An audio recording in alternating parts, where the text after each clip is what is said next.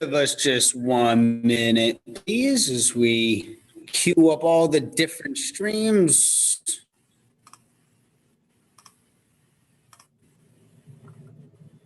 Make sure all of council got here. I know the roads are windy and dark during the winter.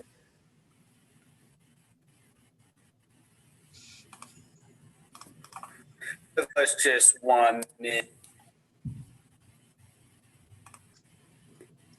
Just a couple more minutes. Let me make sure Ron's good up there.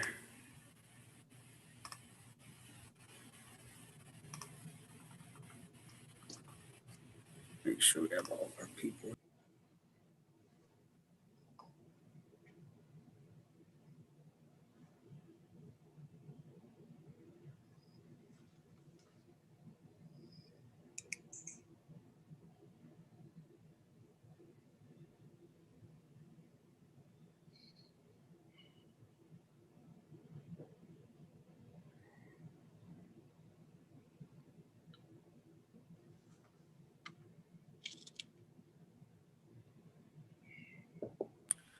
All right, we're on YouTube, we're on Facebook. Let me start the recording in Zoom.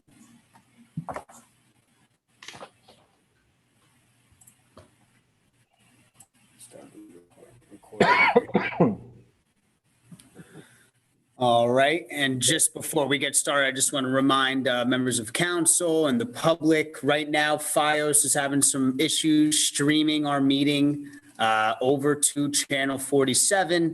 So if you typically watch on channel 47 and you can hear me right now, I suggest going over to channel 77 with Cablevision, or go to our Facebook, or go to the Zoom link on our agenda, or go to our YouTube page. We have many different options for everybody.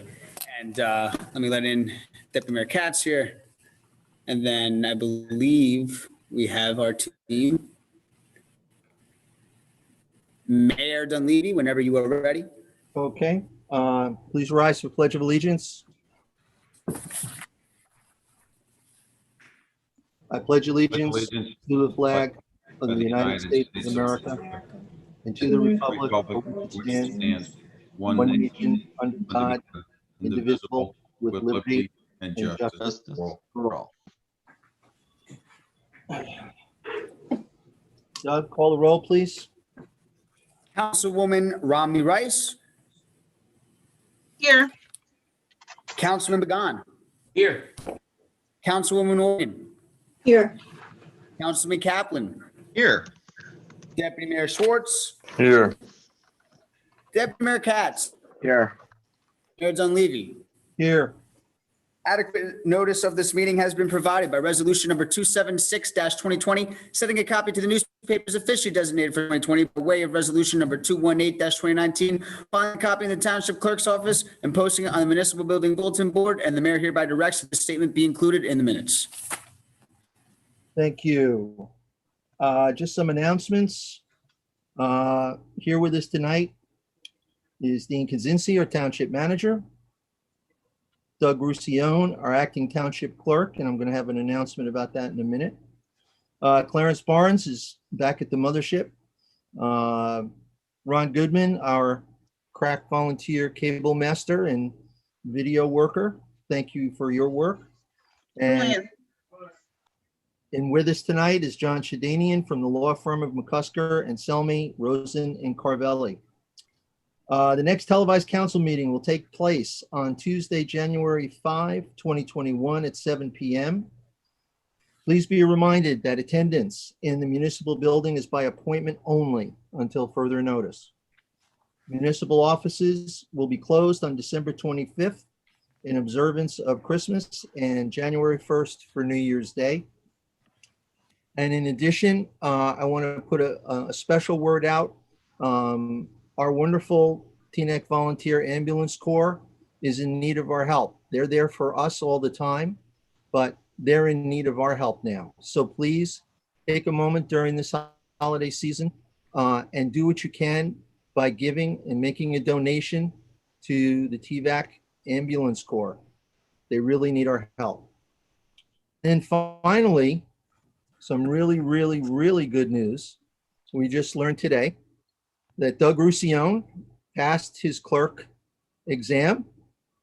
And we want to say congratulations to Doug. Yes. Well deserved. Okay. He already has an assignment, and that is to find out what the 6 wrong answers were out of 100 that he had. But we're very, very proud and very, very happy that he's with us and that he's gotten through this. And I know how hard he worked to get there. So congratulations, Doug. Thank you, Mayor. Thank you, everybody. Thank you, Teaneck. Okay. Let's move on to communications, TDMC resolution. I don't know who put that on. TDMC resolution. Anybody want to speak to it? Yes, thank you, Mayor. I'm sorry. We as council received a correspondence from TDMC, and I just wanted to make sure that it was placed on the agenda for public, just to see it was regarding a question about housing. Can you share that with us? Can you forward it to council or say when we received it? Did you guys receive a copy? You should have gotten it yesterday. And it's maybe like page 7 of our agenda packet, Deputy Mayor Schwartz. We'll take a look. I'll take a look. Thank you very much. Sorry I have a lot of about that. emails from yesterday. No, Can't I have a lot of see my emails from screen. yesterday, so I will take a look. Thank you very much. Okay, sorry I'll take a about that. So there was just a concern about the new housing development and also some statements regarding fair share housing, concerns about the configuration of the development and our particular ordinance for 2019 in terms of which we passed that all our housing would be inclusionary in development, including those of mixed or market rate and affordable units to the extent possible, low and moderate income units. And I believe I asked the question and there was a delineation made between whether the units were for sale or for purchase. And I believe that this is just a letter from community members with a resolution request and inquiry as to this property development. Is it in compliance with our ordinance? Okay. I know John and I have discussed this. I'm assuming Dean knows about this as well. John, do you want to talk about the ordinance and what it actually says? Sure. Thank you, Mayor, and good evening, everyone. The 2019 ordinance, which changed the affordable housing structure in Teaneck and resulted in the settlement of our, the litigation that every municipality in New Jersey had with the Fair Share Housing Center, specifically says that the housing, affordable housing has to be inclusionary. Inclusionary means that you're including affordable housing with your commercial property or your non-affordable housing with your market property. So the other aspect, and I read the letter from the TDMC, the other aspect is whether it's integrated into the project. And that was what I thought their primary concern was in their letter. This was a project that was before the planning board. And I've addressed this with the mayor, and I've told the mayor that this is the planning board is a separate autonomous entity that, we don't, other than the council appointing various members to the board, we can't interfere with what they do. And if someone has an objection to what the planning board is doing, the proper remedy for them is to file a complaint in Superior Court to challenge what the planning board did. But the council can't take action, and that's what the letter requested, that the council take action regarding a resolution of the planning board. The council has no authority to take any action regarding a resolution of the planning board. John, just for clarity, if the council were to take action, wouldn't that open the township up to liability? I think it would be a disaster. So I just want to be clear. The TDMC is asking the township to open itself up to liability to do something we're not allowed to. All right, fine. Okay. So I guess my question is where it pertains to the township with regard to our particular ordinance. That's where I believe the concern was. The ordinance that we as a township and as a council established, which states that, which also is incongruent with the state and fair housing about the inclusion and development. And knowing that in our community, I'm sure that we want to go not just to the letter of the law, but the spirit of the law in terms of inclusion in our, as we state on the cover of our council agenda, and with our particular community in terms of socioeconomic as well as diversity, that we would always look to extend low and moderate housing to be integrated into the market units. And I believe that this particular development has those units in a set aside separate development as opposed to being inclusionary in the planning. So that there's like a distinction between the moderate housing and then the low income housing. And that seems to be not in alignment with our particular ordinance. Well, I thought the ordinance language said, in essence, where absolutely possible, we would do that. And it also goes on to talk about, I believe, the financial structure of any particular development and the number of units and how the units need to be set up in order for it to be a financially viable event. Am I correct, John? That's correct, Mr. Mayor. That's correct. Okay. So has it been noted that it's not possible to do such in a manner which is financially feasible? I mean, you saw the plans, right? Yeah, Well- but to the mayor's point, to every extent possible, that we are making sure that's the case. So has that case been presented to us that it's not feasible? Hence why this would not be in violation of our ordinance. Well, That what- was a topic brought up, it wouldn't be presented to us, it would be presented to the planning board. and the question was presented and answered, and I'm just not sure. Did you watch the planning board meeting? Maybe. I did watch the meeting, and the only reason why I'm bringing this up is because it's our ordinance, not in relation to the planning board. I'm speaking specifically to the council's ordinance, which is why I'm asking the question, does this meet our stated requirements? It's really the township ordinance relative to this area of planning and building and development, if I'm correct, right, John?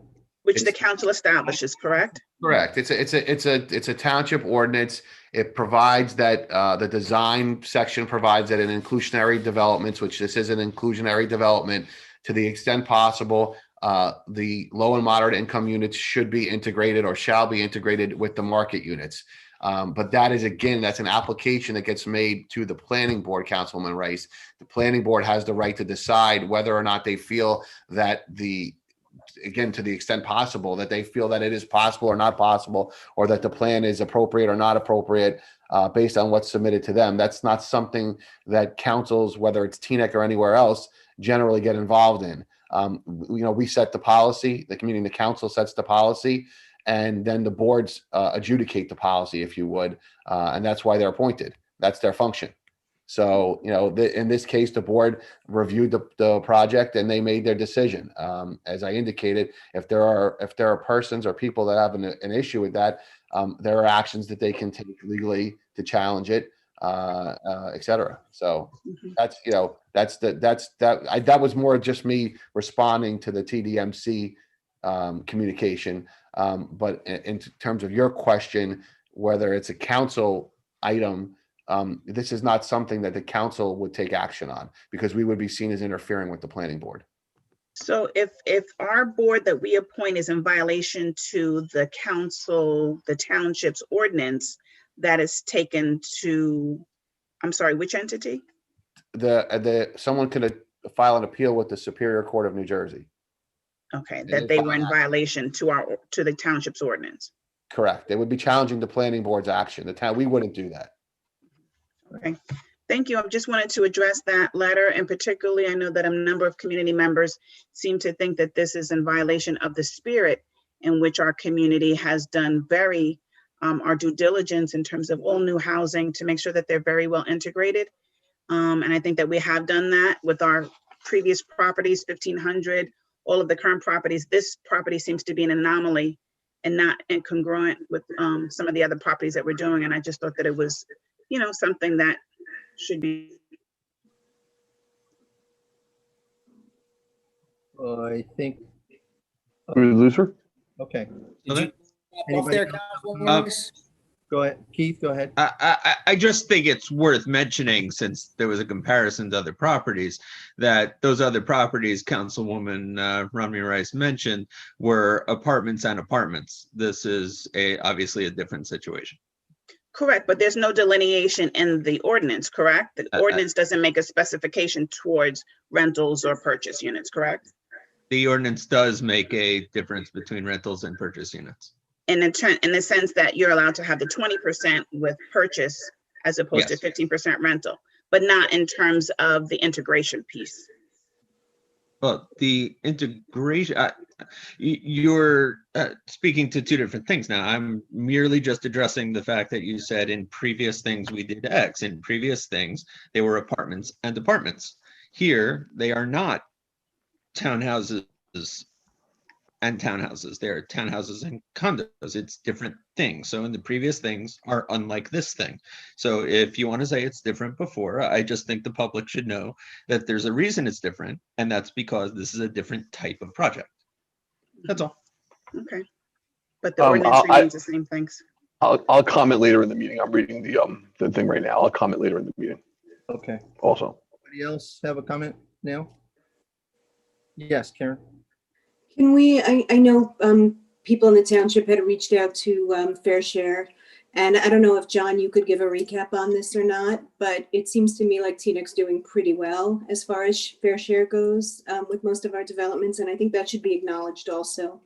The ordinance was passed to approve 20% of developments, which was a nice number. And it seems like with all the development that we do have a lot of affordable housing opportunities for people now, including, we're looking at affordable housing for seniors only. Like, it's not that this is something that this council isn't working on. And I think there should be acknowledgement of that also, and a pat on the back. So, Councilwoman Organ, I did speak to the attorney for Fair Share Housing to discuss with him whether there were any concerns. He rendered to me the fact that he felt that TNEC was one of the preeminent, if not the preeminent town in dealing with this issue in Bergen County. And in fact said that when TNEC held its presentation in late February, early March, right before COVID really started, regarding, I think it was the 1500 TNEC Road project, that he brought his representative, meaning the attorney who runs the Fair Share Housing Center. He brought his representative to that presentation that Mr. Piazza put on to a packed house, and said to his representative, "This is how every town should do it." That was his exact word. Those were his exact words to me. So he feels that TNEC's a good partner, that we're doing good work with respect to making sure our affordable housing stock is consistent with our agreement. And in fact, he recognized that we're actually ahead of schedule. So I think if that's the point you're trying to make, it was reemphasized in my conversation with the head lawyer for Fair Share. And John, I just want to point out also that I did hear that TNEC is, far above in terms of other townships in Bergen County, which also seems to be why this would be not necessarily in line with our great reputation in always being ahead of that curve. And because we are unique in Bergen County in terms of our socioeconomic diversity and our cultural diversity, it seems like this would be moving a step backwards in terms of our always being ahead of the game, in terms of not just the letter of the law, but the spirit of the law of providing equity in our community. So I just thought that this was kind of interesting, that this is a unique circumstance where it's not congruent with what we have been doing in the past. Anyone else? Okay.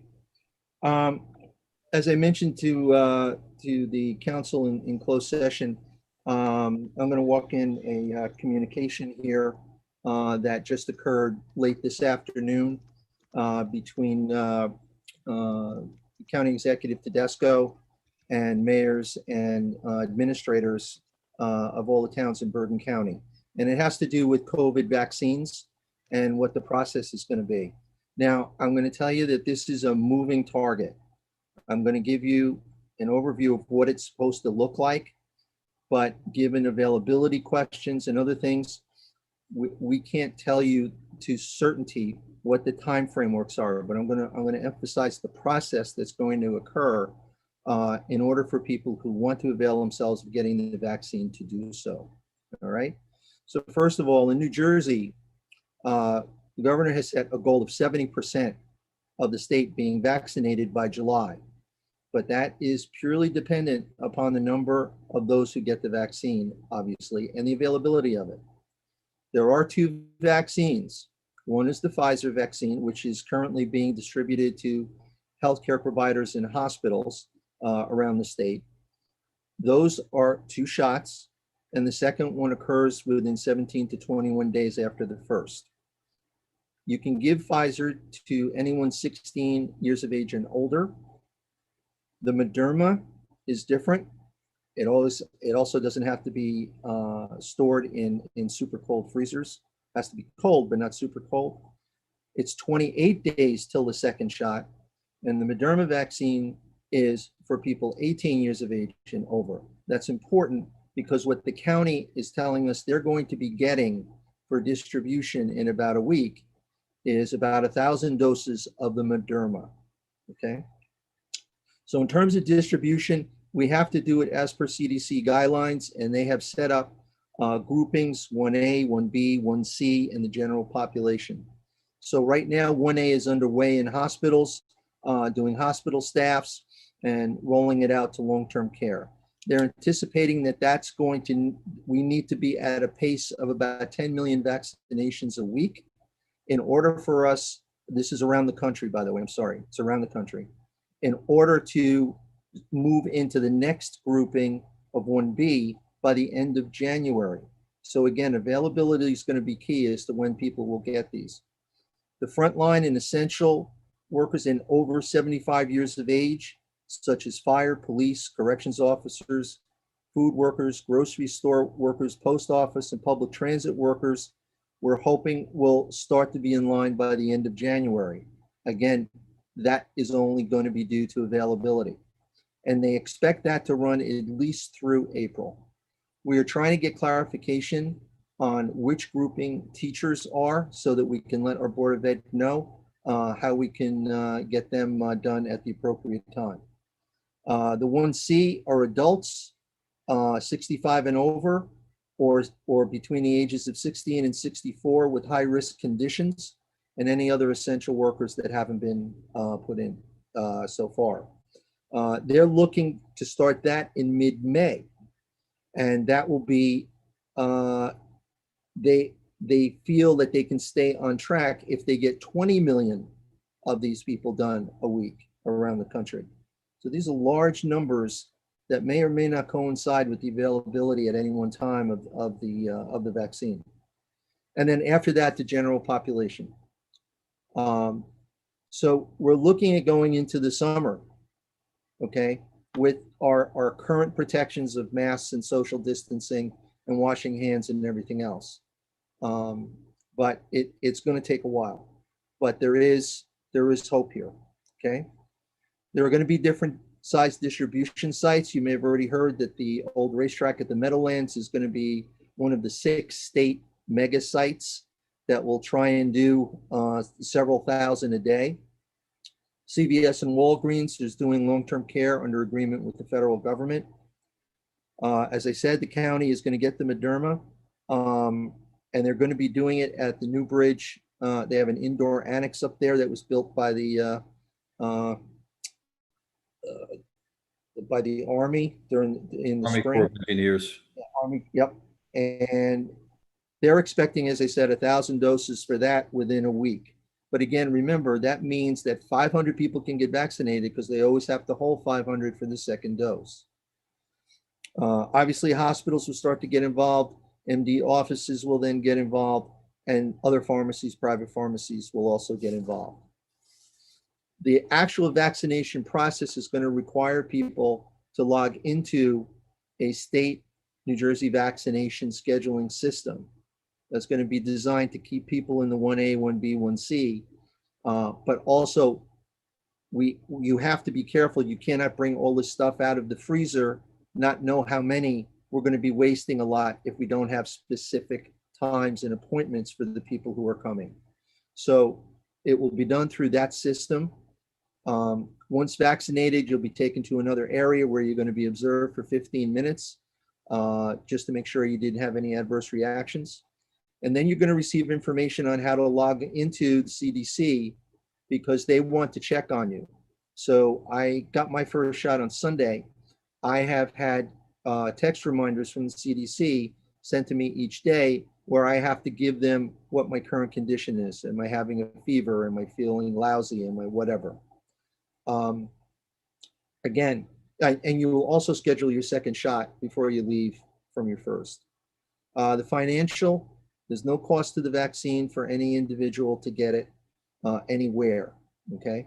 But as some of may already know from the bill that was passed and signed down in Washington, there's little to no federal monies available for localities and municipalities in terms of relief, in terms of helping us with our expenses. So that's what we know right now. I'm going to be speaking with Dean about maybe putting this together after we get a couple of things clarified, especially the teacher piece, and maybe put that up on the website.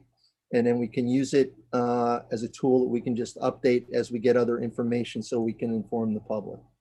So I wanted to let everybody know about that. It's hot off the press. We just got it a few hours ago. Okay, on to council listed items. Increased fines, post 12-1 leaf dumping and cars left on streets during storms. Deputy Mayor Schwartz. Yes, thank you very much. Okay, the issue we've had this year, or many issues, but one issue in particular that's been noticeable and reported by homeowners has been the landscapers dumping their leaves after the 12-1 deadline. So where the residents are required to adhere to the 12-1 deadline, and actually many do, we've got police reports, we've sent police over to dumpers, to illegal dumping. I'm not sure what our fine is, but I'd like to double that fine, or depending on what it is, even increase it further. Secondly, and I made this motion several years past and lost, I'm going to try it again. I'd like to know remind me what the fine for leaving your car in the street is, and I'd like to increase that as well, pending the answer to what the fine is. So I guess that's for the manager to first answer. For the failing to remove your car during snow, it's $100. Deputy Mayor Schwartz, second offense is $200, and I believe the third offense is $300. I'm sorry, that's for the cars, correct? Yes. And do we have a count from this past storm? You may not have it yet. Do we have a count from this past storm? I do not, but I should be able to get it to you by the end of the meeting. Okay, so if they could, and again, no rush, if they could give other things to do, if that breakdown to see if the penalty schedule is working. As far as the illegal dumping of the leaves, is there a penalty in there, or there's no penalty? Yeah, there is. It's illegal dumping. It's a mandatory court appearance, and there is a range of fines that is imposed by our sitting judge. So yes, it can be rather costly. And again, that's one of the big problems that DPW encounters. The landscapers know the township picks up at the curb. They'll go around the corner or bring their leaves. They could be doing jobs in other towns. They come here and they put it on our streets after we've made the final rounds of pickup. So yes, it's a problem. I'm working with Kevin on a solution for that, to charge landscapers possibly to dump at our leaf depot and charge them so we make some money off of it rather than them putting it on the street. So we're working on something that may be a good solution. So if you can think of, when you get your answers, what they would recommend, if there's anything you need from the council to strengthen that. I mean, it does sound severe with court appearances, but if there's something you recommend that the ordinance, I'd gladly introduce that. Okay. And I just want to let the public know, Javon, I'll let you come up. But after, I had a couple of inquiries, Mark, about, the cars being in the street and stuff like that. The DPW guys do call these in. I want the public to know. They call them in to the police.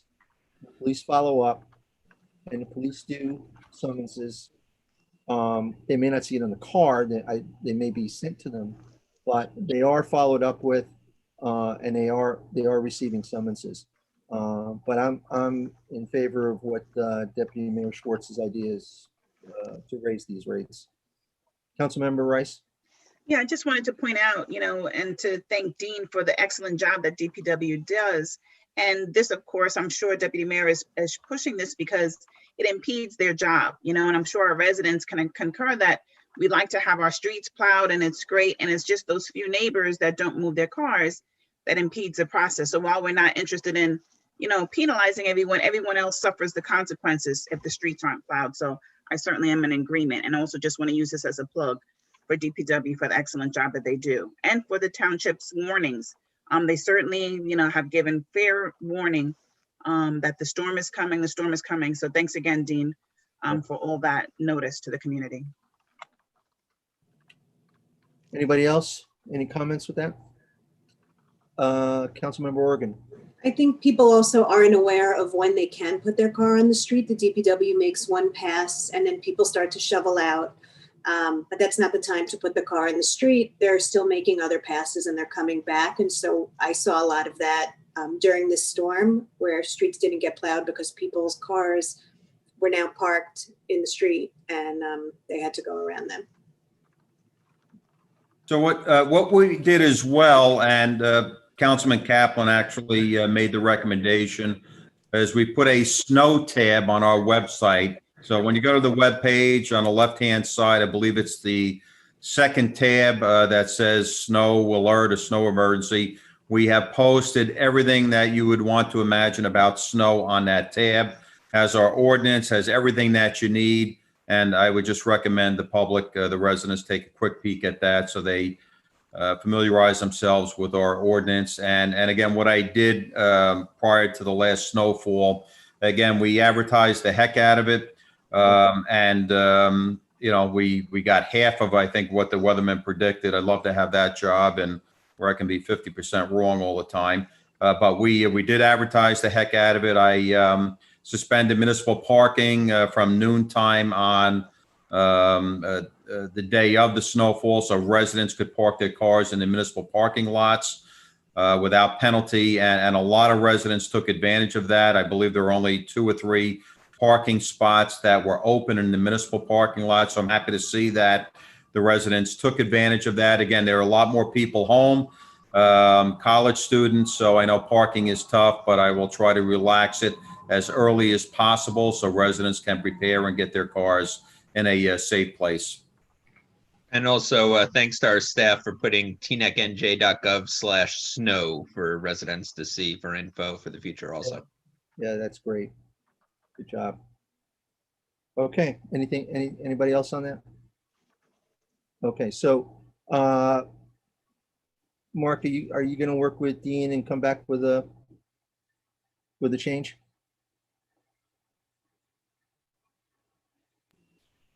I'm gonna take that as a yes. Sorry, I put it on mute. Yes, I'm already working on it as we speak. Thank you very much. All right, good. Okay. Request for lawmakers for funding, Councilman Kaplan. Yes, so you may have seen in the news that the Assembly and the Senate voted overwhelmingly to fund $58 million. It's currently pending the governor's signature now, I believe. And since we are almost there, but not at the finish line, I thought it would be a good time to strike while the iron is about to get hot. I'm assuming nobody will have an objection to get our letter in asking for our share of that money ASAP. Discussion? Okay, Dean, I believe that you had, I'm all for this because whatever money we can get is good for us. But I do agree, you did have money set aside to do these, right? Yes, we do. All right, so, because I want the public to know that this wouldn't necessarily delay what you're already doing, which I think you're in the final phases of trial. Right. Okay. Yeah, so we have money. We have money set aside. I'm not concerned about that at all. And we're ready to go as soon as the police department makes the recommendation. Okay, do you have any idea when that'll be? Chief O'Reilly, I believe at the last meeting mentioned we're probably looking at February, Marchish to get this done. There are four major contenders. Two were already evaluated, and I think they were waiting for the last two to come on the market before they make the final decision. Okay. All right, great. Thank you. All right. And 70 summonses issued. Snow complaints, 70, yes. Got it. If they can issue me a summons book, I'll triple that next door. Thank you. Okay. All right. Formal meeting items. Adoption of ordinances. Doug, if you can read them in, please. Yes, sir. Council, the last ordinance that we are considering for adoption in the year 2020 is ordinance number 35-2020, an ordinance of the Township of Teaneck in the County of Bergen, State of New Jersey, providing for a special emergency appropriation pursuant to NJSA Title 40A, Chapter 4, Section 53M, to fund a deficit in operations. Okay. Comments, questions from council regarding this ordinance?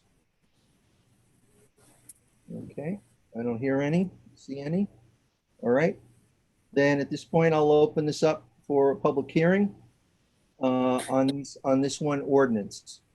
So Doug, if you Yes, absolutely, Mayor. And I just want to take this time to remind everybody that this public hearing is only for the ordinance up for adoption. That is ordinance 35. If you have another matter, question, comment, or concern that you would like to share with your neighbors and council, please wait until Good and Welfare, which will be following this public hearing. Again, this public hearing is strictly for ordinance 35-2020. You will have 3 minutes to speak your piece, and I will cut you off after 3 minutes just to keep things moving along. Please don't take it personal. If I cut you off before you can finish your thought, please feel free to send it to clerk@tnecknj.gov, and I will be sure to copy and paste verbatim what you send me to be included in the minutes.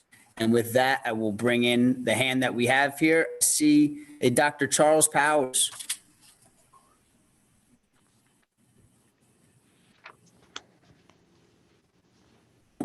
Dr. Charles Powers, you need to unmute. Can you hear me, sir?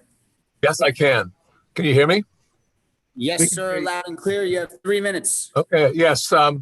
Well, as many of us have known since the beginning of this terrible pandemic, there was no question but what the process by which the town got revenues was going to be badly affected by this a series of things that this town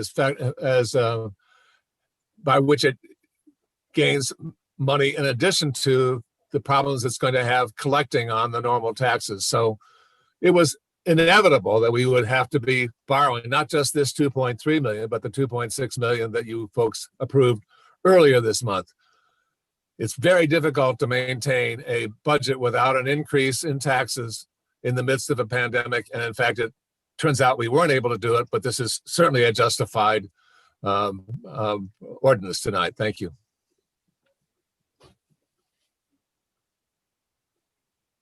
Thank you, Dr. Powers.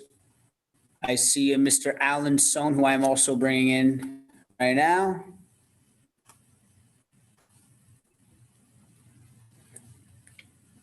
Mr. Alan Sohn, can you hear me, sir? Can you hear me?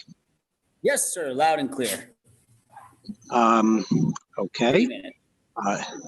So again, regarding ordinance 35-2020, it was clear when the budget was first introduced that there were going to be challenges in March. It was clear that there were opportunities before the budget was adopted to revisit, to say, are we going to be accurate in expecting the revenue and in our expenses? And the questions were asked over and over and over again. At the September 8th meeting, Councilman Deputy Mayor Schwartz stated, yes, the one dark side we have is, of course, the hotel occupancy tax. And that came in light, especially later in August. It's going to be light because no one is staying in the hotels. That being said, everything else is looking excellent, as the manager reported. The minor variances in collections, the state works on income tax, the county and the state on sales tax. They've got problems. Thankfully, our problems are minimal and relate to the hotel tax primarily. That was not the case. We were off by $2.3 million. And rather than disclosing in April, in May, in June, in July, in August, and September, and October and November, that there were challenges that we were facing, we made the decision to go ahead to spend money as if nothing had changed, and then to just suddenly announce in December that there was a shortage. Residents who move in to the township on January 1st, 2020 will be faced with paying $5 million in debt, added this month alone, to cover terminal leave for employees who left years ago, who did the work years ago, and for a $2.3 million shortfall this month for this year's expenses. We have no idea where we're going to be in 2021. It is critical that this township and that its township council take the advice of residents, provide the details of what is happening and what isn't happening, allow us to make changes, allow us to make decisions on whether or not we should have given the attorney a 10% increase in July in the middle of a pandemic, knowing full well that we were going to be faced a shortage. To be spending $2 million on a pavilion, on a pottyplex, with add-ons that were entirely unnecessary and can't be justified. If we can't provide this level of honesty to residents, there's something wrong with this township council. Does this have to be approved? Yes. Do we need a change in the way information is provided to residents? We need that desperately. Thank you very much. Thank you, Mr. Sullivan. I'm sorry. Go ahead, Doug. I was just looking to see if there's anybody else. No, it's all good. I was just thanking Mr. Sullivan for his comments. Okay. I see one more hand here. Okay.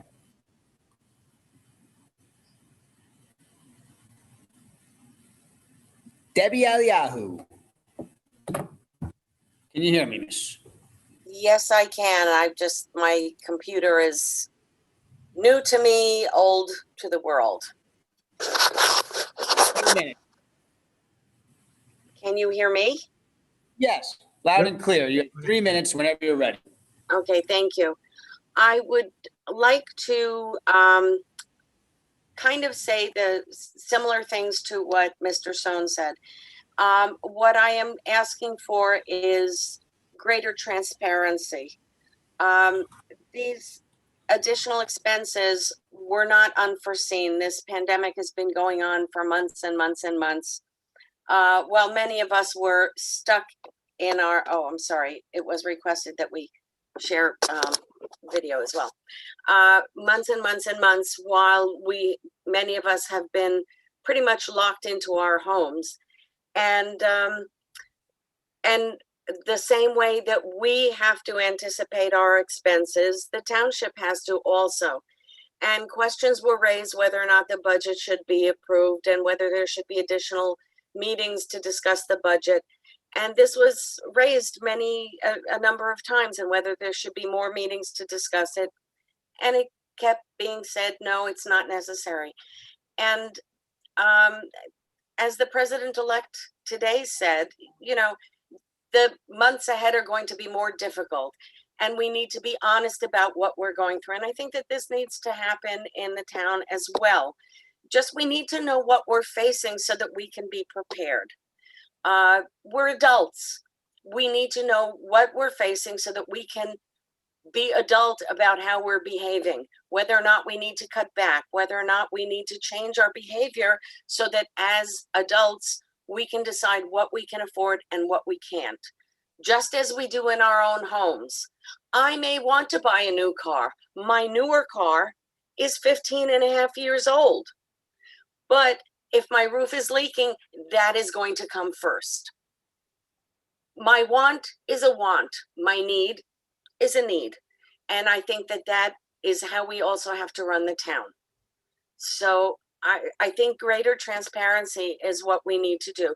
Yes, we do need to pass the ordinance, but I think that in the future, we need to be a little more forethinking and more honest when it comes to what our expenses and financial situations are. Thank you. Thank you, Deb. Thank you. Thank you so much, Debbie. And And thank you for congratulations, Doug. thank you so much, Debbie. I think that's all I see, Doug, right? Likewise, Mayor. Okay. All right. So I'll close the public hearing. I'll ask if any council members want to comment. Yes, Mr. Mayor. And then Councilmember Kaplan. Okay, thank you very much. Mr. Sohn is 100% correct. The comments that he attributed towards me, which are word for word, were absolutely what I said in, I think, late April, early May. Just to summarize the math, I believe, and I think our CFO, Mr. Bossi, is on the line. We're looking at a $2.3 million shortfall for the year. However, of that 2.3 million, and he can confirm it, 1.1 million of it is the sewer billing that was not issued until December, and hence we don't have that revenue. That brings us down to a loss this year of $1.2 million. I believe, Mr. Manager, we have $500,000 coming in from expenses laid out from the hurricane. Is that correct, Mr. Manager? Yes, that'll take a little time with FEMA, yes. Take a little time. So Yep. we are absolutely, so where it brings us down to $700,000.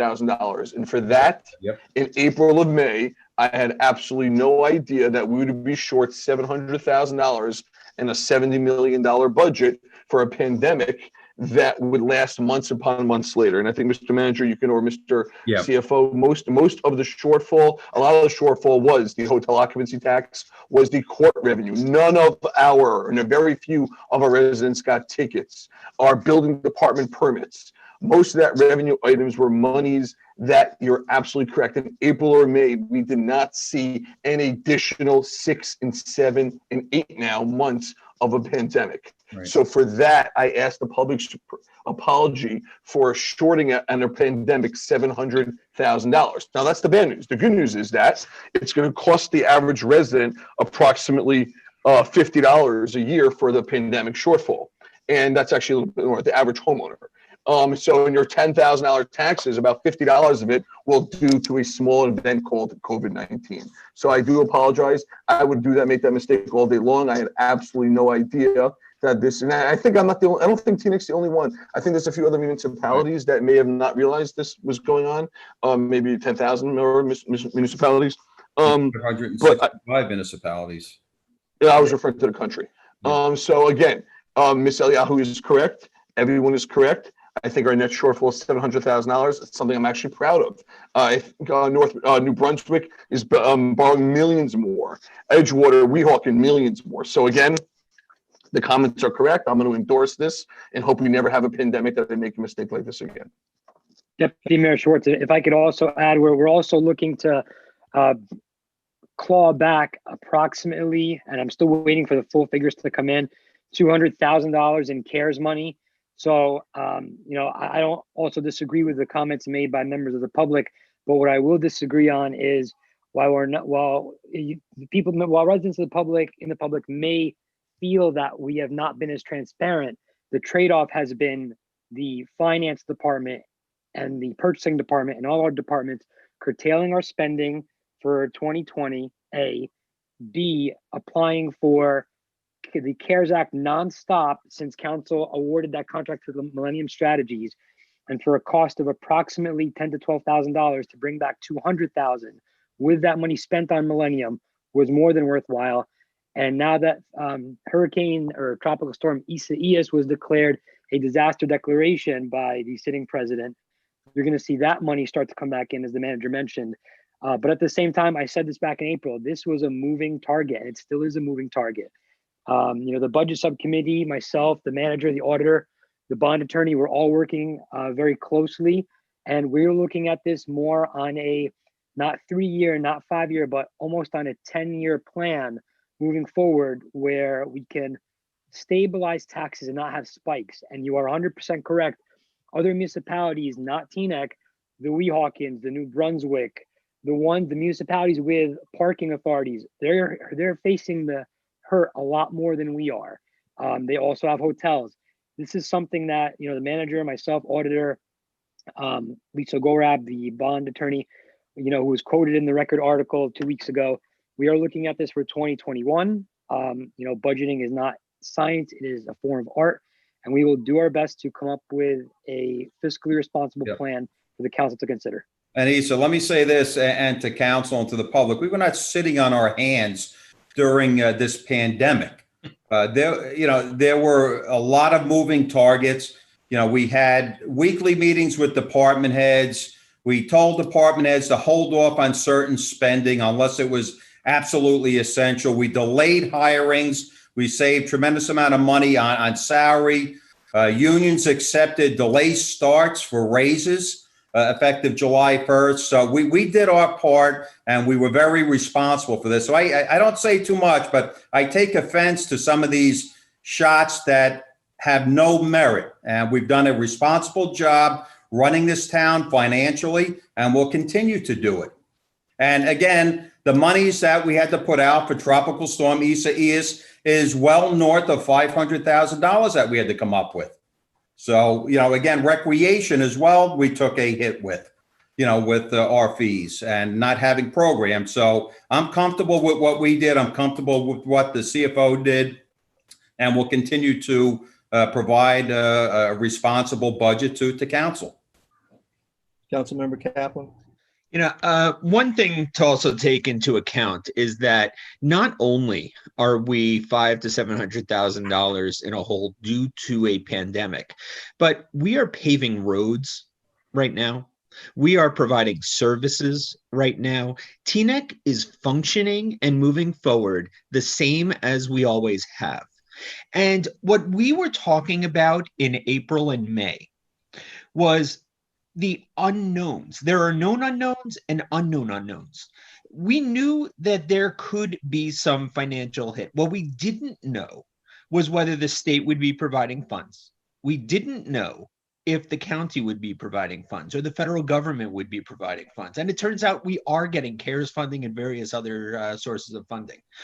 If you listen to the members of the public that spoke about this ordinance, what you didn't hear was that the alternative they're talking about is reaching into each and every member of this township's pockets and taking out money for every single day of the last 10 months. That's what they would have done instead of finding out where we are at the end of the year. And it turns out we're in a pretty good spot with the money coming in. This is an appropriation. We're not spending this money right now.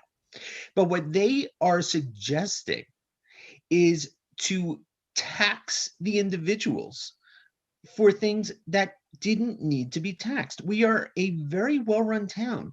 The streets are being paved. The snow is being plowed. The leaves are even being picked up again. But I mean, look, that is where we are.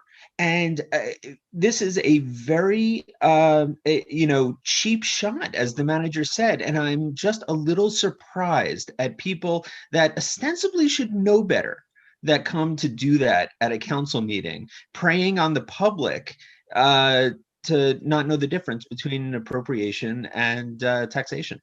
But I'll leave it there. I just, go ahead, Karen, go ahead. No, just one more quick thing. I'm so glad Dean spoke up. I'm so glad Issa spoke up. I try very hard not to get down and dirty on Facebook, but I woke up Sunday morning to a site where somebody was saying that at this meeting we were going to tax people extra, and then other people were afraid because taxes were going up suddenly in December, and what was written was false. And everybody needs to be careful. Nobody should be getting their news from these Facebook chat groups. The people who run them should stop fear-mongering, and the people that make it their passion and their life's work to speak badly about everything that goes on need to stop and need to find some happiness and passion in their lives. This is a time for people to stay positive. It's better for your health if you stay positive. Sitting inside and writing speeches of things that are not true help nobody. So kudos to Issa and kudos to Dean and to everybody who worked here, who contributed towards this. $700,000 deficit during COVID on a $70 million budget is not nothing. That's great. Mayor, if I may add one more thing, just for clarification for the public, we are not physically borrowing cash money for this. These funds will be raised over at least, if not more, 5 successive budgets beginning in 2022. Again, the state of New Jersey, the assembly, the state legislators, they knew when this was being formulated in the spring, it would be way too much of a burden to allow municipalities to average their last 3 years of revenues, 2020, 2019, 2018, and to start paying back these funds in 21. So kudos to the state for giving the municipalities taking advantage of this opportunity an extra year of breathing room. Again, this is not cash money. We're going to the market to borrow. You will not see this impact our debt statement. This is simply an accounting measure to help us plug the revenue side of the budget, and we're not borrowing any money from anywhere. The first thing I think I learned when I joined the council was that municipal budgeting has absolutely nothing to do with the House budget. Absolutely nothing. There are rules that on top of the rules through the rules. What I've seen Dean and Issa do over the last 2 years is nothing short of phenomenal. When people came to us and want to cut budget, they don't realize that when you cut budget, you actually tie the hands of the municipality in being able to be flexible in dealing with the issues that face us. And I mean the budget on paper. But what Dean did and what Issa did is operationally saved money every which way but loose over the last year, including very successful contract negotiations. And I want to thank all the uniform services for working with us on that. To come to these council meetings and to frankly, in my opinion, denigrate these men is an abomination. They give tirelessly to you, to this council, to this community every single day. So I will absolutely be more than happy to vote for this.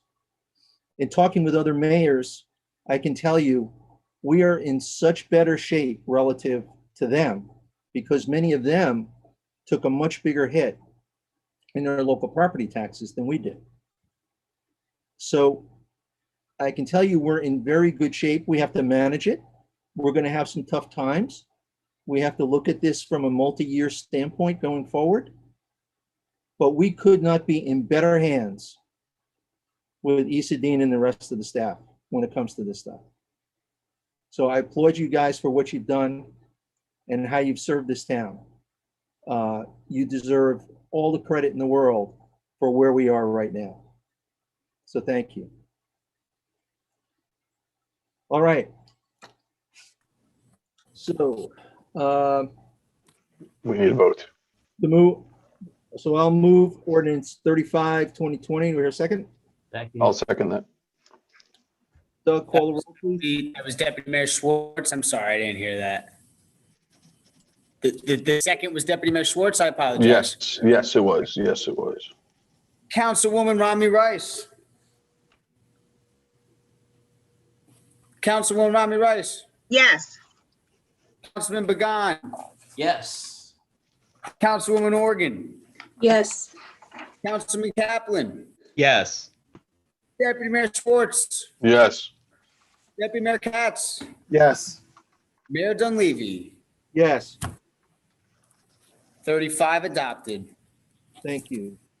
All right, so I'll open the meeting, public hearing for good and welfare on any topic or any matter that people want to discuss. Okay, and again, I'm going to take this second, council, mayor, members of the public. This is for any items on the open session agenda, questions, comments, concerns that you have that you would like to share with your neighbors and council. You have 3 minutes to do so. Please raise your hand in the Zoom meeting and I will call on you as they come in. Again, you have 3 minutes I will cut you off a little bit after 3 minutes to give way to some technological lag that we are all dealing with. If I cut you off and you were unable to finish your thought in your 3 minutes, please feel free to send the rest of your thought to clerk@tnecnj.gov, and I will be sure to include it in the minutes verbatim. I will copy and paste for you. So again, if I cut you off after 3 minutes, please don't take it personal. We just have a very busy agenda, and it's important that we keep it moving. And with that, I'm going to bring in our first person. I see Mr. Howard Rose. I know sometimes we have some technical issues with you, Mr. Rose. Can you hear me?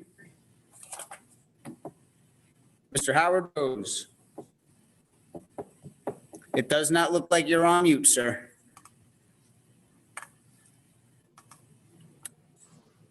Mr. Howard Rose.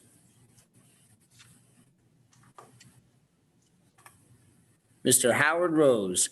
I'm unsure what format you are calling into the meeting on, Mr. Howard Rose, but I don't have the ability to mute your audio or video. There you go. Can you hear me, Mr. Rose? I hear you now. I'm trying to get the video. I see it. There you go. All right, sir, you have 3 minutes. Thank you. Good evening, council and community attendees. My name is Howard Rose. I live at 575 Northumberland Road. Doug, congratulations on the exam. You provide great service to the community. I'm looking forward to your next development as a member of the township employee. At any rate, I'm speaking not as a TNEC Planning Board member, nor as a TNEC Board of Education trustee. I am representing neither board. I am here as a knowledgeable TNEC resident of over 40 years and as a community volunteer for 20 years. I live in, work in, and enjoy our town. My goal is to ensure that it remains a place to continue doing that. I made a statement at the November 12th Planning Board meeting regarding the Haluba property development as a board member, and I quote, "Is it appropriate to have segregated housing for the low-income situation? I guess it's not inappropriate, it's allowable," close quote. I was concerned about segregation, but my statement was incorrect. Apparently, it is not allowable, and it certainly is inappropriate. 2 lawyers were present at the meeting, and neither were aware that there seems to be an existing 2019 court-certified agreement that inequity, in this case, segregation, is not allowable. I know the lawyers from the board meeting.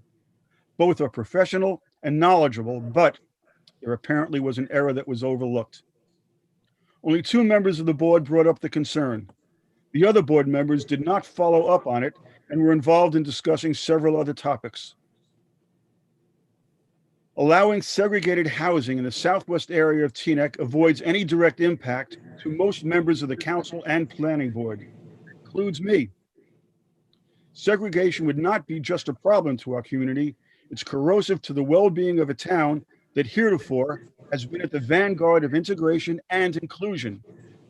It would initiate an incursion that is insidious and ignominious.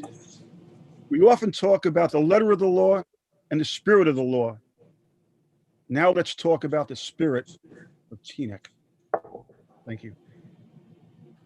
Thank you very much, Mr. Rose. As usual, I am now bringing in Miss Sandy Silverberg. Thank you again, Mr. Rose. Ms. Silverberg, can you hear me? Yes, I can hear you. You have 3 minutes, Sandy. Thank you very much. Good evening, council. Congratulations, of course, Doug. That's wonderful. First, I wish to extend best wishes for a peaceful and safe new year and good health to everyone within earshot. And thanks to all the people who have helped us get this far safely, including ourselves, for adhering to safety measures. I'm happy to report that the library scene continues to evolve in positive ways. We had a concert on Sunday, and as we take precautions with our bodies, I am reminded that we must also take care of our souls. And now on the question of the new development. It appears that the planning board approved a development that relegates required affordable housing units to less desirable locations in the proposed complex. I thought that Teaneck had pledged through a document passed by the planning board and subsequently by an ordinance in 2019, that Mount Laurel type housing would be included throughout the market unit. It appears it isn't the case in the current site plan. So it's not a question of how many units or if it's a rental or if it's a condominium. We're not arguing for that. We're arguing about location. It's a question of location.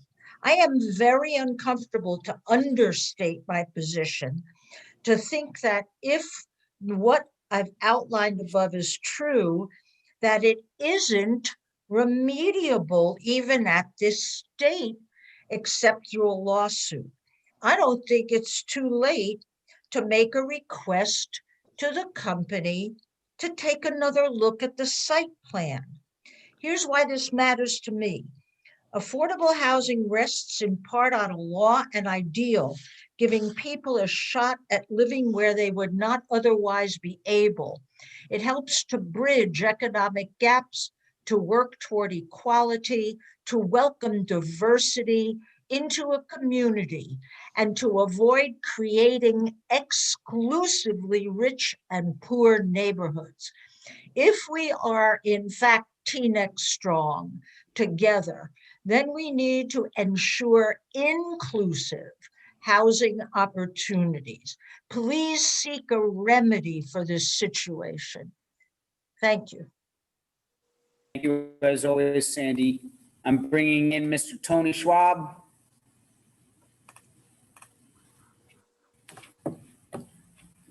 Mr. Schwab, can you hear me, sir? Yeah, I can hear you. Here I am. Can you hear me? Loud and clear, sir. You have 3 minutes. Okay. Congratulations, Doug, and thanks for all your help on Election Day. You were great, and so was your assistant, Kristen. I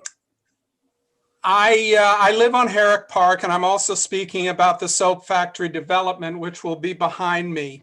I also want to give a real shout out to Councilwoman Romney Rice. I thought it was wonderful that you stood up for the spirit of Teaneck, the history of Teaneck, what I really think of as the guts of Teaneck, and certainly the uniqueness of this place, which stands with only a handful of other suburbs in the United States for the history of diversity that we have stood for. Thank you very much, Councilwoman, for being so articulate. It was very dramatic to me that there were really no responses to you except to say it's not our problem, it's the planning board's problem. It seems that wherever the public gets together, which is at these council meetings, there should be a discussion of this issue, and I haven't heard it yet except from the councilwoman. I agree with everything that Mr. Rose, and I believe her name was Ms. Silverberg, said so eloquently. And I'd like to just therefore skip to about the middle of my statement. Everybody who is speaking to revise this plan sees this as a moment in history. This is not just a budget question. This is not a current question about the awful pandemic and the light at the end of the tunnel with the inoculations coming. This is about the history of our way of life here. 50 years from now, if that plan stands, those 78 or so units of nice townhouse design will stand together as one unit. And off to the side, nearer the railroad tracks, and as a planning board member himself said, behind the garbage, a lesser building for affordable housing will stand. It is not necessary. And as so many people have thought and said, it is against the spirit of the town, but it will stay there and it will go down in our history. But if the planning board could be brought to heel by the council and counseled, maybe school kids could learn that on this night in December 2020, the council said, no, it's not right. Let's change it. Residents won't be separated. so that each group has even more trouble knowing what the other group is doing or feeling. It's a small thing, maybe, but it goes to the heart of the town and its history. I live 2 doors down from a wonderful man who's been a wonderful neighbor and was instrumental with his family in Brown versus the board in Clarendon County, South Carolina. That's why he chose Teaneck, and that's why he didn't want. Thank you, Mr. Schwab. I sincerely apologize. Your 3 minutes was up. Please, you have my email. You and I talk all the time. I thank you for your kind words. Please send whatever was missing to clerk@teaneck.gov, and I will include it in your section in the minutes. I brought in Norman Levin. Norman Levin, can you hear me? You must unmute. Yep, my camera's on. Here we go. Good 3 evening, minutes. Town Council. Thank you for having me. I'm a resident of Teaneck for 30 years. First, I want to again acknowledge the township clerk on having accomplished what he has. I also want to acknowledge Councilwoman Organ for her note of optimism. I think that was healthy. Mayor Dunleavy, your report on the COVID vaccine, while informative, seemed not a good use of the town council time and the residents' time. That seems something that could have been broadcast by the township manager to the entire township. I would ask you to be more circumspect in how you use our time. But I'm here tonight to address the Haluba project also. And I take exception to Mr. Shadanian's remark that for those of us who are unhappy with the decision of the planning board, that we need to take it to court. I think he referred specifically to Superior Court. His notion that the township council cannot override the planning board seems to be an absurdity, particularly if you consider that the planning board's decision may be illegal. Then I think it's the township council's responsibility to override the planning board. Let's be clear about Mount Laurel doctrine, which prohibits the economic discrimination in matters of land use. This seems a clear violation of the Mount Laurel doctrine, and I cannot believe that the township council has no power over that. I believe, as a resident of Teaneck, that the planning board has made a bad decision, a decision that will come back to haunt us, and puts the members of the planning board under suspicion of having an agenda that conflicts with the welfare of the town. I urge the township council to revise the decision of the planning board. Thank you. Thank you very much, Mr. Levin.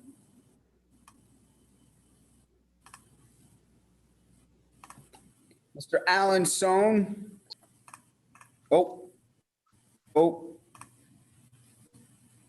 Mr. Alan Sohn? Can you hear me? Yes, sir. Sorry about that. You have 3 minutes.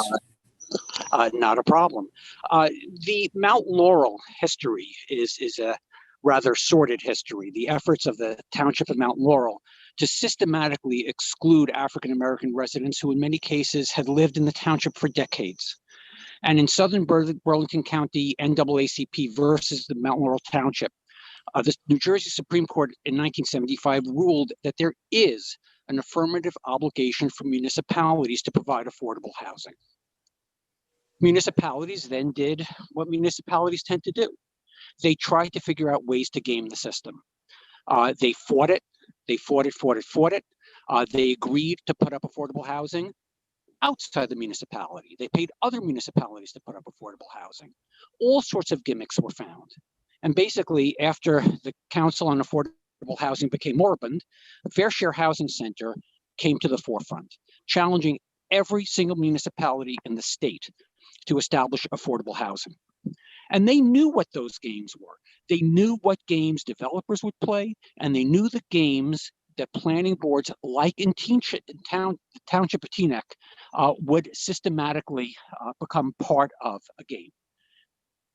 The goal was specific, not just to create affordable housing, but to ensure that there were set-asides that could not be waived, and to ensure that the requirement that where there is inclusionary housing comprised of a mix of affordable and market rate units, that to the extent possible, that those be integrated together.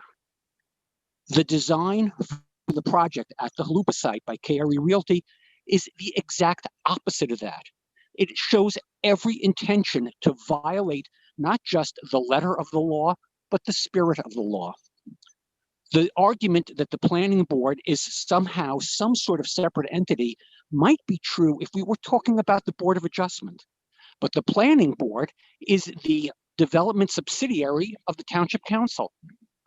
The mayor, who refuses to show up, serves on the planning board.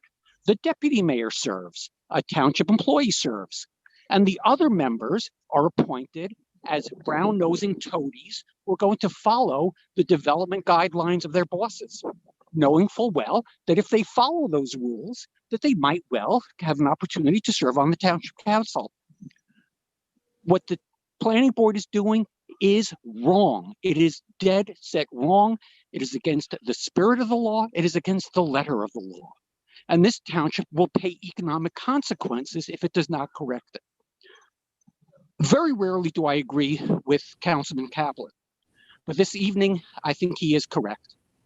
The Township Council should do nothing, and the nothing that it should do is indicate that it will refuse under any circumstances to sign a developer's agreement until the property is designed properly.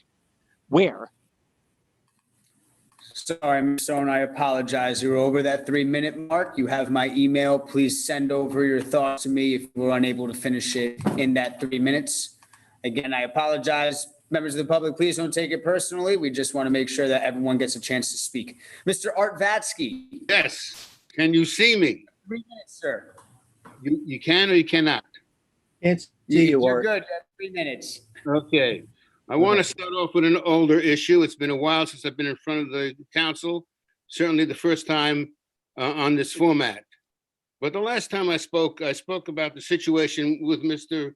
John Shadanian, who uses this screen, this town-supplied screen, to advertise his firm.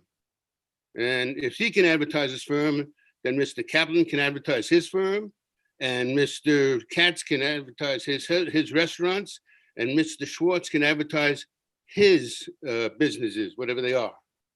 The point is, this is public space. It's not a place to advocate for a private business. And you were informed of this, and it continues. So that means either you didn't hear me, or you didn't care, or you don't care about the separation between government-sponsored activities and public activities. This is not where it should be. Mr. Shadanian can afford to advertise on a paid network, not on municipal dollars. And I'd like you to see that, admit that, and change it. I have nothing against Mr. Shadanian for doing it. I have something against the council for letting him get away with it. So that's how I'm putting it to you. You're letting him get away with it. And if there's a piece of law that says he's allowed and no one else is, I'd be interested in hearing it in the response. The second comment is major, okay? It has to do with this property that people are talking about. I know it as Haluba property, okay? And the policy of government and segregation. We pat ourselves on the back. We are such good country, good people, good government. We're gonna beat this thing down. Well, I have here a 400-page book entitled The Color of Law. And it goes through and shows the record of federal and state and local and municipal government to play both sides of the deck, okay? We do these things consciously and on purpose at the government level. And again, it falls at the foot of the council and our government.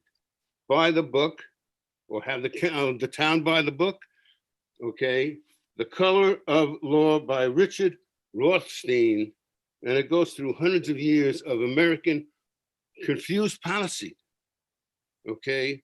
Yes, we want to integrate, but not today, not Wednesday, or not in our cousin's neighborhood, or something like that.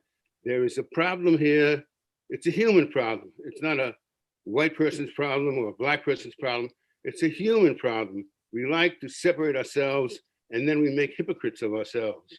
So we're a bit of a hypocrite town if we let this passage go on as apparently people want it to go. I'll stick with the people who speak in opposition because I'm speaking in opposition. This is not clean. It's not clean and it won't look well on the history of Teaneck. And with the history of Teaneck, that'll be your history. Your name will be on it. Thank you. Thank you, Mr. Paskey. I see a Miss Denise Belcher in line. I'm bringing in Miss Denise Belcher. Can you hear me, Miss Belcher?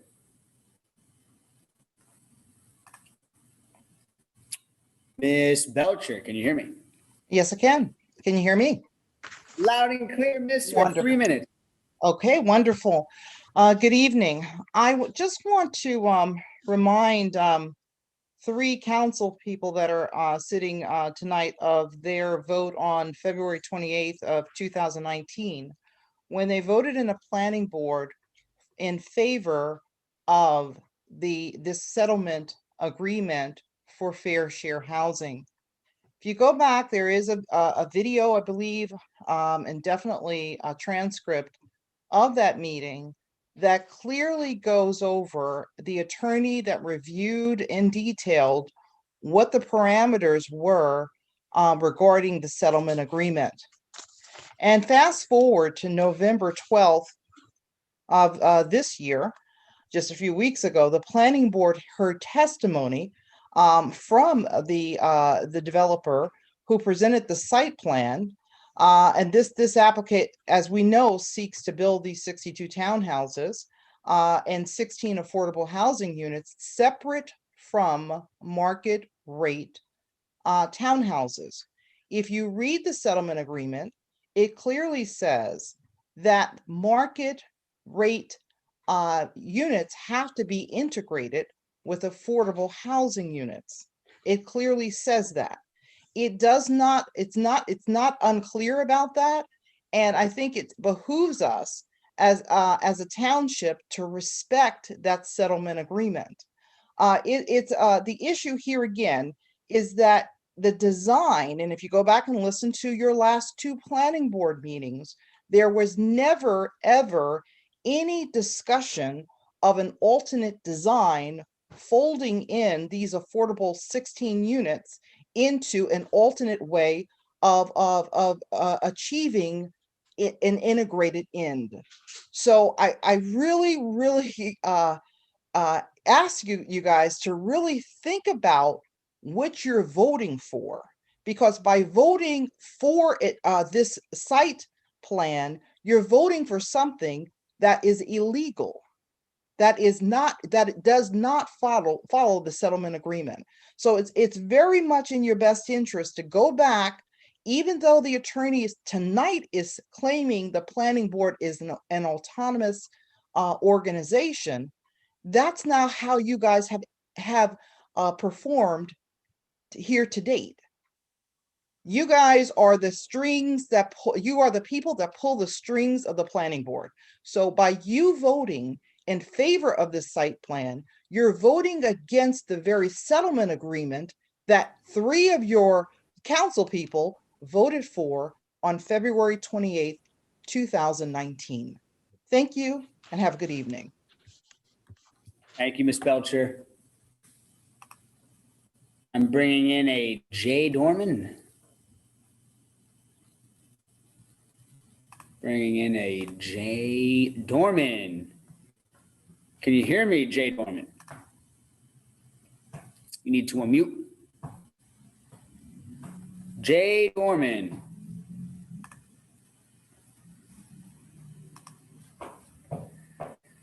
Jay Dorman, you need to unmute. Going once, going twice. Okay, I'm muted. Sorry about that. Hi, how are you? Just made it, Jay Dorman. You have 3 minutes. This is going to be really quick. This is a quick question actually for the town manager. I just wanted some clarity on the field house, the 2 kitchens. I'm a little confused. I understand we have 2 kitchens. One, I believe, is kosher, or maybe not, and then one is non-kosher. So the one that's kosher, is it ready and up and ready to go? The one that's non-kosher, can we also use that? And if we cannot, how soon? And the non-kosher, will that remain as a regular kitchen that we can continue to use in the future? I just needed some clarity because I'm confused, because I understand that there may be maybe 3 kitchens in the future. I'm not sure. So I just needed some clarity on where we stand on the kitchens and who can actually use them. And if it's not a kosher kitchen, do we now need to spend more money to make it a kosher kitchen? So I just needed some clarity from the town manager. Thank you so much. Have a good night. Happy holidays. Merry Christmas. Thank you, Ms. Dorman. I'm bringing in Libby Klein. Libby Klein, you need to unmute. Libby Klein, you need to unmute. Hello, can you hear me? Libby Klein, loud and clear. You have 3 minutes. Thank you. I am here this evening to express my strong objection also to the Haluba development because of its plan to segregate the affordable housing units from the market rate housing units. According to the, I'm sorry, I need to look at my notes here for a second. So I'm just going to, okay. Can you still see me okay? Everything okay? Yes, we can see you, Ms. Klein. Your clock is running. Okay. So I wanted to point out that the Fair Share Housing Center talks about at least 3 reasons why affordable housing units and market rate units really need to be integrated into the same building, because that's beneficial and recommended. One is that when they are separate, they are by definition not inclusive and do not succeed in the larger goal of residential housing being a mix of the town's residents. Number 2, there's a strong stigma that gets created for residents when the affordable housing units are so easily identified and separated from the larger complex of buildings. And from a practical point of view, the state specifies that there's a graduated process by which the affordable housing units and the market rate units are constructed at the same time, so as to ensure that the affordable housing units are actually built. In other words, if they're built as separate buildings, it's very possible and easier for a developer to, oh, well, we'll get to it, and ultimately it might never be built, those housing units. And so my ask for the council tonight going forward is really more of a general comment about how things happen in this town, particularly around issues like development. So maybe this applies to the planning board as much as to the council, but it seems to me that we need a process here in our town where we can hold forums where the general residents can come, they can have an opportunity to express to whatever officers of the town are in charge of whatever this issue is, and with a structure and a process so the town residents can speak about their concerns, and there can be some meaningful conversation that happens between the town officers and the residents. The residents can get a fuller understanding about what are the supposed reasons why this can't happen, and the residents have a chance to express their constructive ideas about how we can solve this problem and make this work. And so I recommend and ask that such a process start to get created again. I understood in the past such forums and such avenues did exist, and we need those again. Sorry, Ms. Klein, you were over the 3 minutes. Again, my email is clerk@tnecnj.gov. If you were unable to fit all your thoughts into those 3 minutes right there, please feel free to send me an email and I will copy verbatim. Bringing in Ms. Paula Rogovin.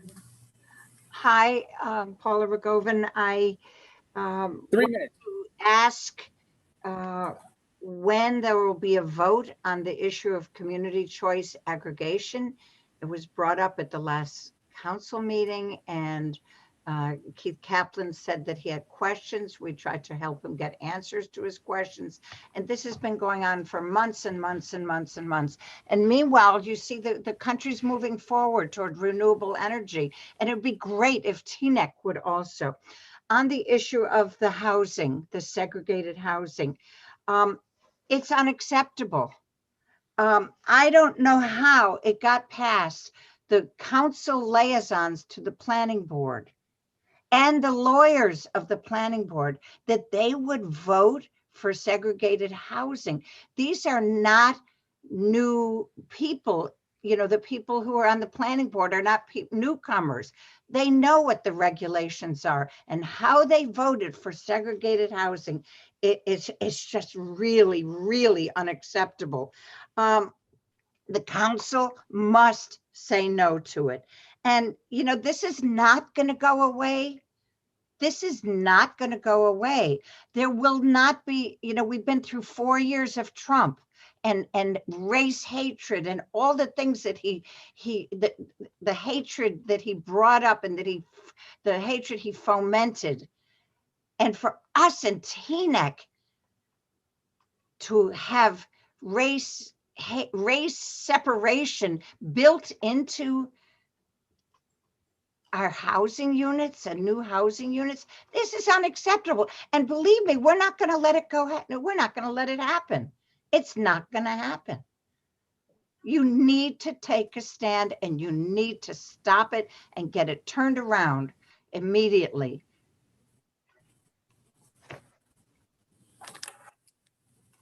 Now, are you done, Ms. Rogovin? You still have a minute. I'm done. Thank you very much for sharing, Ms. Rogovin.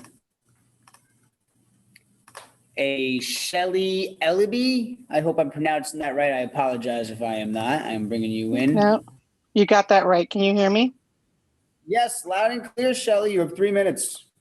Okay, so what I'm hearing is in the ordinance, it said to the extent possible, low and moderate income units shall be integrated with the market units. So my question to the council is, what is the extent not possible or the burden posed to this developer not to integrate the low and moderate income houses with the market units?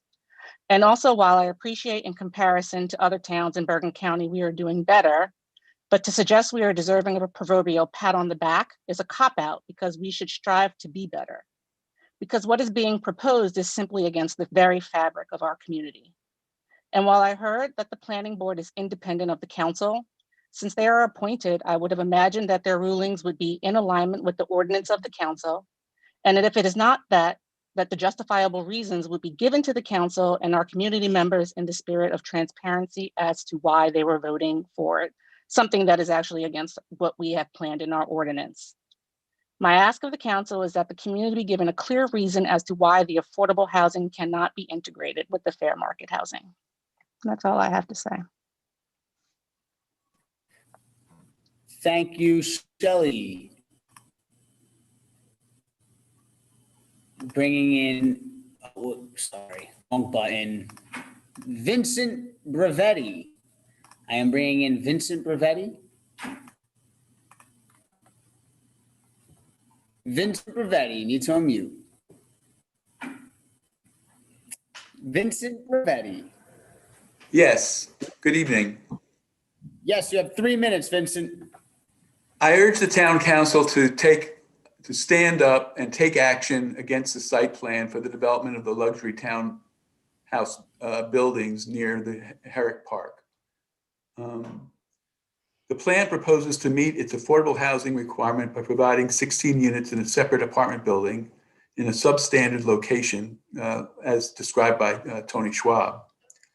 You know, I listened to the earlier discussion about this issue, and I was really taken aback by the sense of the discussion seemed to end with, who are we to enforce a town ordinance? It didn't make sense to me. I'm dumbfounded that the planning board and the town council would accept such an outrageous plan, a plan that clearly violates our town zoning ordinance, which calls for the integration of such units. the nasty stench of segregation of those who are in need of affordable housing is something TNEC should not tolerate now or anytime in the future. The planning board has clearly misstepped. The plan invites possible litigation, terrible publicity.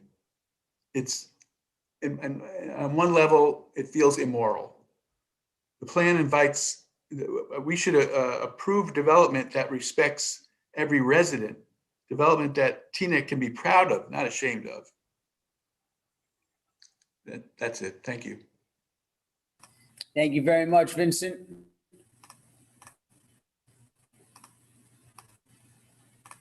I am bringing in Debbie once more. Debbie, it looks like you have like a finger over the camera, maybe something. Oh, there she is. You're unmuted. Hang on, I need to unmute. Need to unmute. Debbie, you're on mute. It's okay. Learning curve. It's 2020. It's the bottom left of your screen. There you go. There you go. Technical difficulties. Of course, the thing was the internet went down at the perfect time. The first thing I would like to ask is that there be some other method of having the elderly sign up for vaccines. I think those in their 90s and 80s may have difficulty getting on the internet to sign up. Just looking at some of the more elderly that I know. The second thing is, in regards to the responses that I received earlier after what I said, I just have a few quick things to say. First of all, in response to having an old car and fixing the roof, I'm thinking back to the days of the leaks in the Rhoda Center. I know that fixing a house is not the same as budgeting for a town.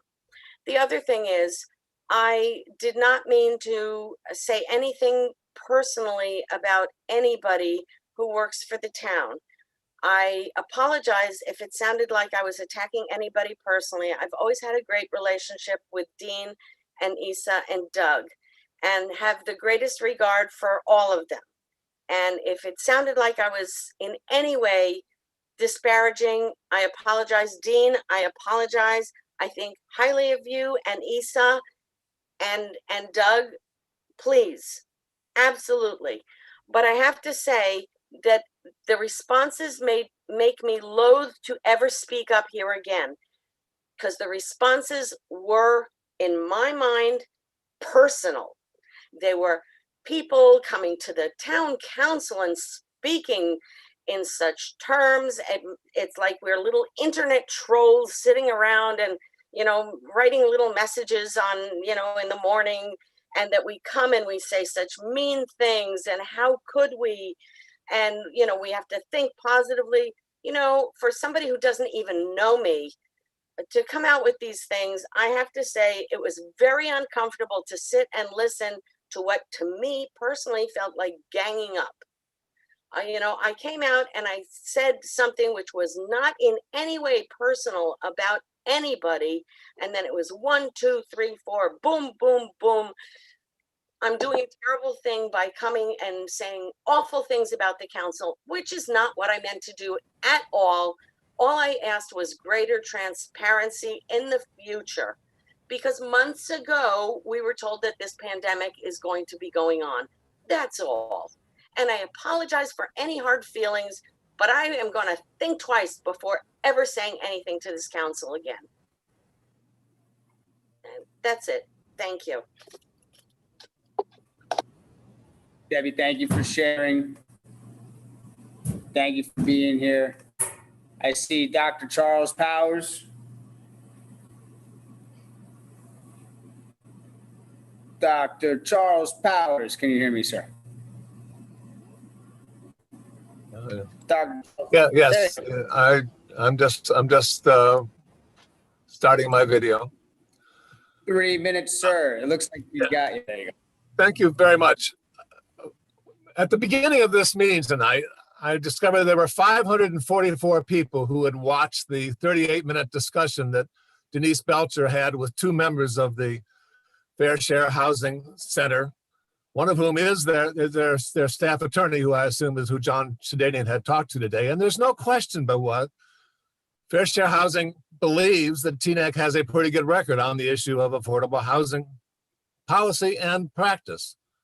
But they do not believe that what is proposed at the Haluba site is in fact legal.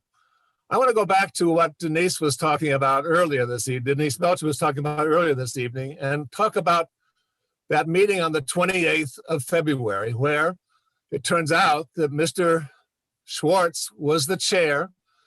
Both Councilwoman Organ and Councilman Pagan were there, and they were told explicitly by Mr. Price that if they passed the agreement into the master plan and then said that the consequent ordinances were consistent with that master plan, that what was in those ordinances could not be changed or affected by subsequent variances provided by the planning board or the Board of Adjustment. And so therefore, the terms that call for integrated affordable housing with the market units is a piece of the ordinance which cannot be set aside by a planning board action. And in fact, in the planning board hearing, there was no discussion whatsoever of that provision. So therefore, what it was a planning board, I believe unknowingly, passing a site plan which is flat illegal, as defined and as will be well understood by those three members of your council. I want to say one last thing about that, the fact that those are illegal. Mr. Zomick correctly said toward the end of the hearing, concerned about this issue of back of the lot, second class, that's where the poor people live, kind of a plan. He very carefully said was very easy to have figured out a way to have integrated that. Therefore, he was saying in response to the question, if possible, they must be integrated. There was no response to that. The hearing ended with no response whatsoever to Mr. Zomick's suggestion that it was entirely possible. And in fact, you had the planner for the applicant claiming wrongly that what that plan involved was a complete and total compliance with the master plan, which these three members of your council know specifically. I apologize, Dr. Powers, you're over the 3-minute mark there. You have my email. Please send me an email with anything that you feel like you missed in the 3 minutes. Again, I apologize. Willie Thornton. Willie Thornton, you have 3 minutes if you can hear me, but you must unmute yourself. Willie Thornton. Hello. Hello, Willie Thornton. Good evening, everybody. I would just like to say I commend Councilwoman Javon Romney Rice for bringing up this issue. And I was disappointed in the council reaction. It's like, I really don't get it. It's a bad thing, guys, to separate. This is TNEC. And all the pats on the back that you guys think you deserve, you wouldn't if you allowed this to continue. I oppose the location and the separation of low-income housing. Thank you, Councilwoman Javon Romney Rice, for bringing it up. Thank you. She listened to the people. That's all. Thank you, Willie. Thank you, Willie. And sorry, button. Last but not least, I see Dr. Kenneth Hoffman. Clean up the field, Dr. Hoffman. You have 3 minutes. You unmute yourself first. All right. I haven't shown up yet. Oh, wait a minute. Start video. Hold on. Don't start my 3 minutes yet. There I am. Hello. There you Ready, is. Doug? 3 minutes, Doc. All right. First and foremost, Mazel Tov. Congratulations on passing the test. I don't think anybody in Teaneck thought otherwise. Congratulations. It is a wonderful thing. Secondly, I want to address the question about the kosher restaurant, the kosher kitchens.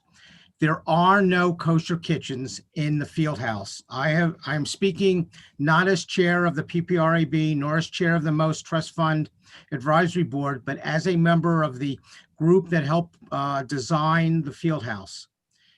Yes, we considered it early in the discussion. However, after Rabbi Danny Senser came to one of our meetings, who is involved with KFK, the Kosher Certification Organization, it was clear after his discussion with us that this was an impossibility, because in order for a kitchen to remain kosher, they would need to lock that kitchen and hold on to the key in a public township-owned building, which was an impossibility. Yes, there are 2 kitchens. The kitchens were planned so that 2 different organizations could be selling food to their respective spectators and players who are not on the field on both the Sportsplex West and Sportsplex East, such as Teaneck Junior Football. And for example, if Yeshiva University had prepackaged food or some other organization, or if there was 2 renters at the same time. I know there was a miscommunication. There has been stuff that's been in the newspaper. I saw it on northjersey.com and Deputy Mayor Schwartz and whatever happens in the future. But as of December 22nd at 9:48 p.m., there is no kosher kitchen. Hopefully with the end of COVID-19, hopefully in the summer, or at least when we are able to get back to normal sports, and the fall season when yeshiva men and women hopefully will be playing in Teaneck, and potentially other universities who have reached out to us to play on our fantastic fields, that we will be able to use the field house to support them and support the township. I am happy at I think it's K Hoffman at teanecknj.gov to answer any questions about the field house. About why we did what we did, and certainly refer any questions I don't know to the people in the administration to answer their questions. But I think this is going to be a fantastic facility, and I look forward to using it once we are able to do so. Finally, I want to thank DPW for all of their hard work during the snowstorm and getting the leaves off the street. And I have to fully say that the administration in Teaneck, and this is me as my family, we couldn't live in a better place that supports our family and our citizens. And I thank you all very much for all you do, both administrators as well as councilmen and township manager. Thank you very much. And Doug, what a fantastic news tonight. I think I'll sleep well, but I won't worry. Congratulations. Thank you, Dr. Hoffman. Thank you very much, Dr. Hoffman. Always a pleasure. I see, now no more hand there. No more hands. Okay, so we'll close good and welfare. We'll go into some time with comments from the council, and we'll start with Councilmember Rice. Thank you, Mayor. And I did just want to, again, started this with addressing the letter that was forwarded to us and address of our role in the ordinance and ensuring that the ordinance for 2019 was indeed met. And I think that there's reason for concern, as was expressed by many of the residents, who I believe all understand our tapestry, our mantra, our brand here in our community. And it's not just to meet, but exceed, where not only just socioeconomic needs can be met, but various diverse needs can be met. And I have another question, I guess, at this time in terms of, since these are purchase units, would these be handled through our same fair housing in terms of the lottery, how they would be accessible in terms of how it would be advertised? And again, although we can't give preferential treatment to our residents, of course, it's all who has the affordability to purchase, but would we be able to ensure that our residents, in terms of the same process that we applied for rentals, that residents could also take full advantage of this, including our seniors?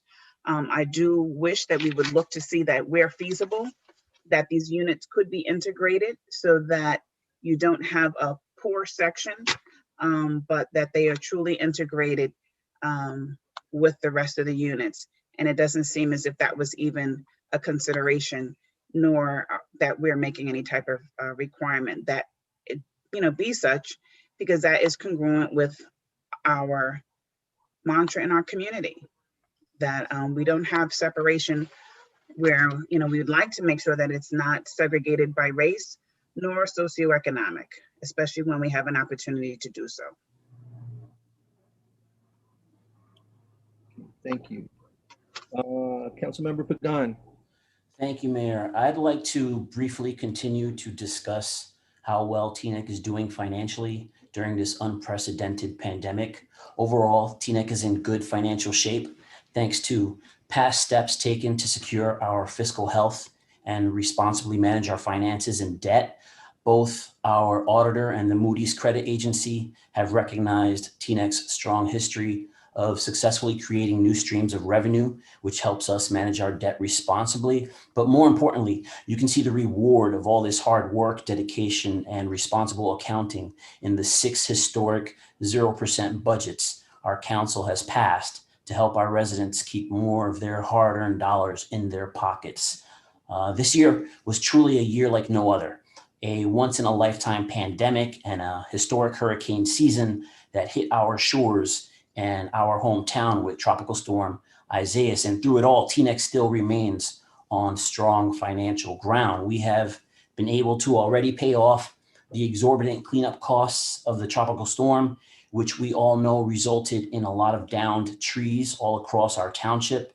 And we anticipate $700,000 in new revenue from sewer fees, thanks to the outstanding work of Deputy Mayor Mark Schwartz and Councilwoman Karen Lou Organ, who did an incredible job on the task force. But I would be remiss if I didn't thank all of you, the residents of Teaneck, because it was your voices, your letters, your emails, your text messages, and your phone calls that have strengthened our resolve to take these fiscally responsible actions that help our township weather this difficult storm. But obviously we are not done yet. This council continues to look for new and responsible ways to move Teaneck forward, reduce our debt, and grow our local economy. Like all of you, I look forward to the new year and all the promise it holds for our hometown and for our country. So happy holidays to all. I am honored to be a part of our Teaneck community because it truly is a great place to live, work, and raise a family. Thank you, Mayor. That is my time. Thank you, Councilman Pagan. Councilman Kaplan. Thank you, Mr. Mayor. I want to thank Ms. Ellaby because of all the people that spoke tonight. She at least asked the correct question. Why is this place, Holuba, different than the others that we've done in town? And in fact, that was my question when I heard that this issue was around. I looked at the plans. The condominiums are 2 stories total. The condominiums are the affordable housing units. They have communal spaces. They have shared laundry rooms. They have shared parking. The townhouses are 3-story detached structures. They each have separate driveways. This is all in the plans. If you take a look at them, you can see them. How would you integrate that? Stick a 2-story apartment building in the middle of 3-story townhouses? Now, the history of this site is important because over 10 years ago, the Holuba site was looked at for multifamily housing. And the neighbors were quite up in arms. They claimed, ultimately successfully, that the density that multifamily housing would bring to that location was a deal breaker. So let's be clear. If apartments were made there, The affordable and the market rate units would be intermixed, just like they are at all the other locations in Teaneck that we've done and any that we would do in the future. But this isn't an apartment complex. It's not Avalon. It's not 1,500. In fact, it's very different. They're townhouses. And the townhouses, like I said, are 3 stories. They're distinct. They have driveways. They have their own amenities. Look, the affordable housing is a 2-story structure of condos. And we should be clear about what it is. It's going to enable people to get equity in their own homes because they can purchase these. This is good for Teaneck. Now, why didn't they do affordable townhomes? That's a question we can ask. That's simple economics. You couldn't get a builder to build affordable townhomes and make money on them. So we could have gone another decade with nothing there, but then we don't have 16 affordable units and we have nothing making money for the township. Meanwhile, as someone that was on the planning board, it's important to know what structures we have in our system. They are a quasi-independent judicial function. Appeals go to the Superior Court, not to the council. And if anyone has an issue or thinks that the wrong thing was done, they can go to the Superior Court. Do it. But that wasn't always the case, by the way. In the 60s, appeals would come to the council, but it's not the way things work today. And for people to come and say that the council should abrogate our laws to do what, you know, clearly they haven't taken a look for in the plans is also wrong. So, you know, I didn't want to let that go unsaid. Regarding the kitchens, I'll leave that to the manager, but I will mention that, you know, like many people, I got married in a hall that koshered the kitchen whenever it happened. And I'm happy that we have the capability here in Teaneck to enable that for anybody. Thank you. Thank you, Councilman Kaplan. Councilmember Organ. I'd like to thank the members of the Grace Community Chapel. I'd like to tell everybody a little bit about them and what they did 2 weeks ago. They are located at North and Elm. They are our neighbors. I never knew they were there. And 2 weeks ago, they spent the entire week, their pastors, their deacons, and Henry Lau, putting together a thank you for all of our municipal workers in town and our volunteers. And I was so heartened by what they did. They allowed the council members to join them, and they took us on different shifts during the day. They hit both police shifts every day for a week. They were at the DPW, the municipal building. They showed up at TVAC at night, the firehouses. They showed up every day so they could hit different shifts. They brought food. They brought letters from children, and before each presentation, they said, "Thank you so much for what you do for us and for what you do for our community." And the looks on the faces of the people who worked here, hearing that they were appreciated, was just a beautiful thing to see. And I look forward to working with them. They raise money. They're just looking to do good deeds. And we're so lucky that we have them in our township. Last night, TVAC held their elections for 2021.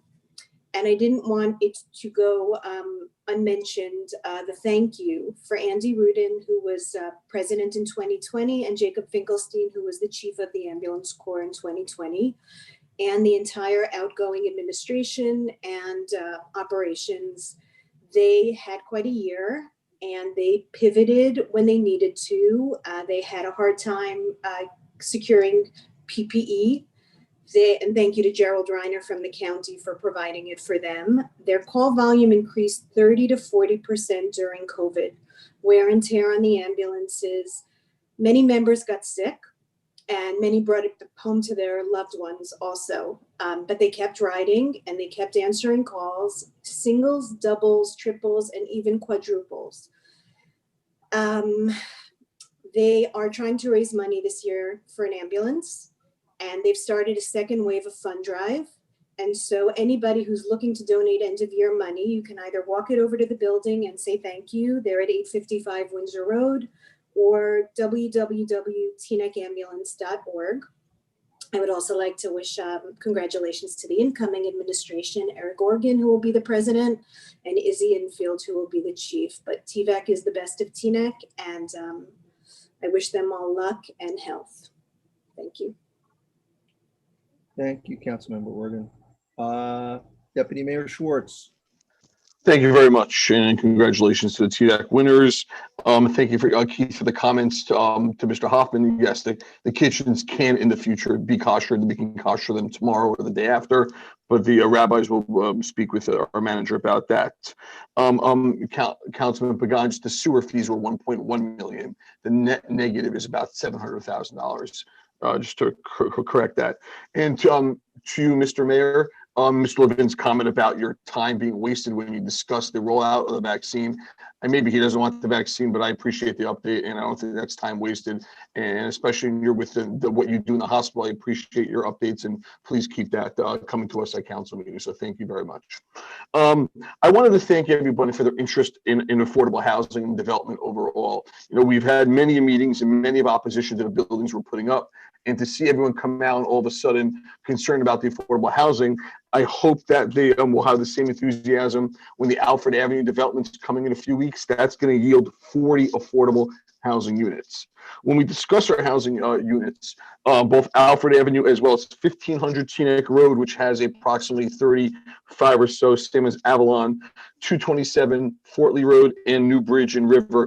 Each of those are apartment buildings where we integrated the affordable housing within the apartments. Come out of the elevator, you don't know what door is affordable, you don't know what door is. Very simply put, these are an apartment building that allowed for that. 10 years or 12 years ago in Haluba, there was a proposal for 210 units, months of meetings.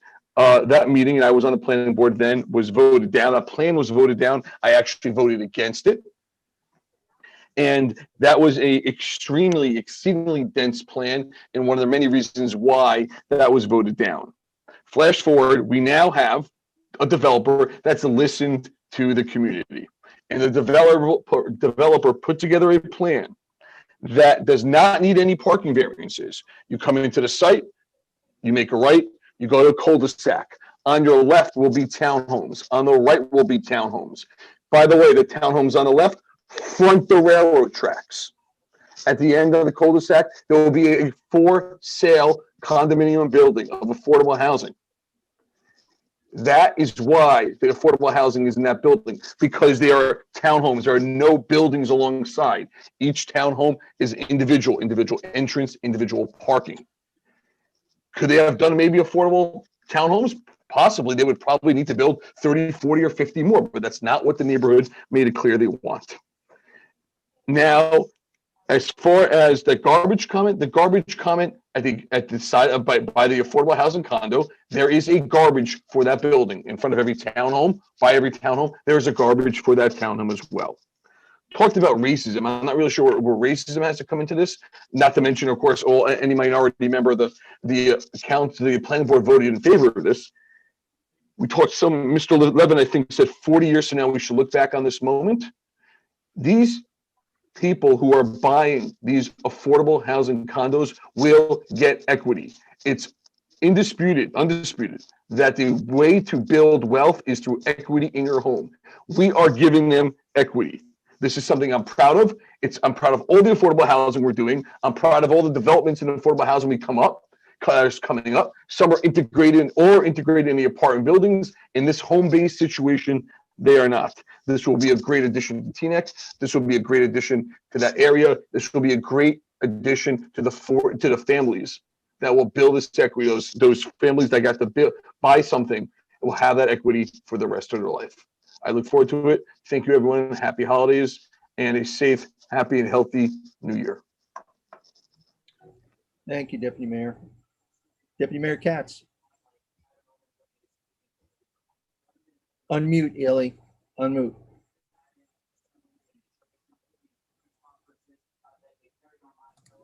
Okay. I think everyone was pretty much, all the different speakers during good and welfare were pretty much addressed, so I'm not going to go and rehash. I think the council did a very nice job of responding to everyone. The one comment, though, that wasn't responded to was Mr. Vatsky's about our attorney using his attorney's name. And I have to tell you, the last time that it was brought up at the council meeting, 1 or 2 residents actually commented to me saying, what's wrong with that speaker? He's the attorney. He should have some type of markings that he is the attorney. So unless there's a law against it, you know, our manager is clearly showing he's standing behind the symbol of the Township of Teaneck. Doug sometimes shows that he's actually in the council chambers. So unless there's something, there you go, Doug. Unless there is a law against it, I have to tell you, Mr. Vatsky, there's several residents that disagree with your opinion. So I just, maybe you guys want to talk it out. But I want to spend my time actually really just thanking the employees of the Township of Teaneck, thanking our hospitals, the ambulance corps that's going through a fundraiser right now for desperately needed funds. It was really an extraordinary year, and we're not out of the woods yet, but it is very encouraging to hear that, and certainly to hear that one of our colleagues actually hasn't got a needle in the arm, and that's very positive. And I want to thank everybody from the township who worked so extraordinarily harder this year to make sure that the benefit and welfare and quality of life of our residents did not suffer any worse than it already has because of this pandemic. It's very much appreciated. Many of our employees watch these council meetings, and I want to say thank you, thank you, thank you. Councilmember Organ mentioned the church. I was privileged to go out with them on a couple of runs as well, and they were so appreciative just to be able to thank our employees. So to the employees that are here, even the ones that have the lawyer sign behind them, thank you very much for your hard work for the Township of Teaneck and for the residents at home. I just want to wish you a happy, a healthy, and a safe holiday season, and looking forward to a much better 2021. Thank you, Deputy Mayor. I think much of what I was writing here that I wanted to say, I think has been said, so I don't want to belabor most of it. But I do want to add, I was with Mr. Song again today with at the Teaneck Police Department, where they again came through with a donation to the police department. It was a wonderful thing to see. And again, it's just another way in which Teaneck stands out from other towns. I understand the angst about the Holuba property. I understand the optics, but I think we also have to think about what's the intention behind it. The intention behind it is to serve people who need affordable housing, and also serve the community in terms of having other housing that can generate revenue, which can go into the township coffers to further support our efforts in the area of affordable housing and other things. It's not 100%. It never is. This property lent itself to this type of organization. Would I like it personally? Would I have liked it to be another way? The answer is yes. But I think the property will go a long way towards revitalizing that area. I don't know if people realize it, but the developer has agreed to do extensive upgrades and renewals of Herrick Park as a result of the agreement, which is something that we're not going to have to pay for. So I think there's a win-win-win here. But again, I understand the optics of it. I appreciate the concerns that were brought forth. And again, there is recourse, fortunately or unfortunately, it's not through the council, by the way our system of government is set up. In addition, what was the other thing? Oh, Ms. Eliyahu, I'm sorry, I don't want you to have any bad feelings. I've always found your discussions to be thoughtful and your discussions to be fair. And I think maybe what she felt was maybe some reaction on our part to other comments made, especially by others from regarding our staff. These guys have done a yeoman job. I've been with them every day, practically. And in addition, I can tell you that from day one, Dean has looked at every aspect of the budget every day. You know, you can go and cut a budget, but that's different than cutting spending.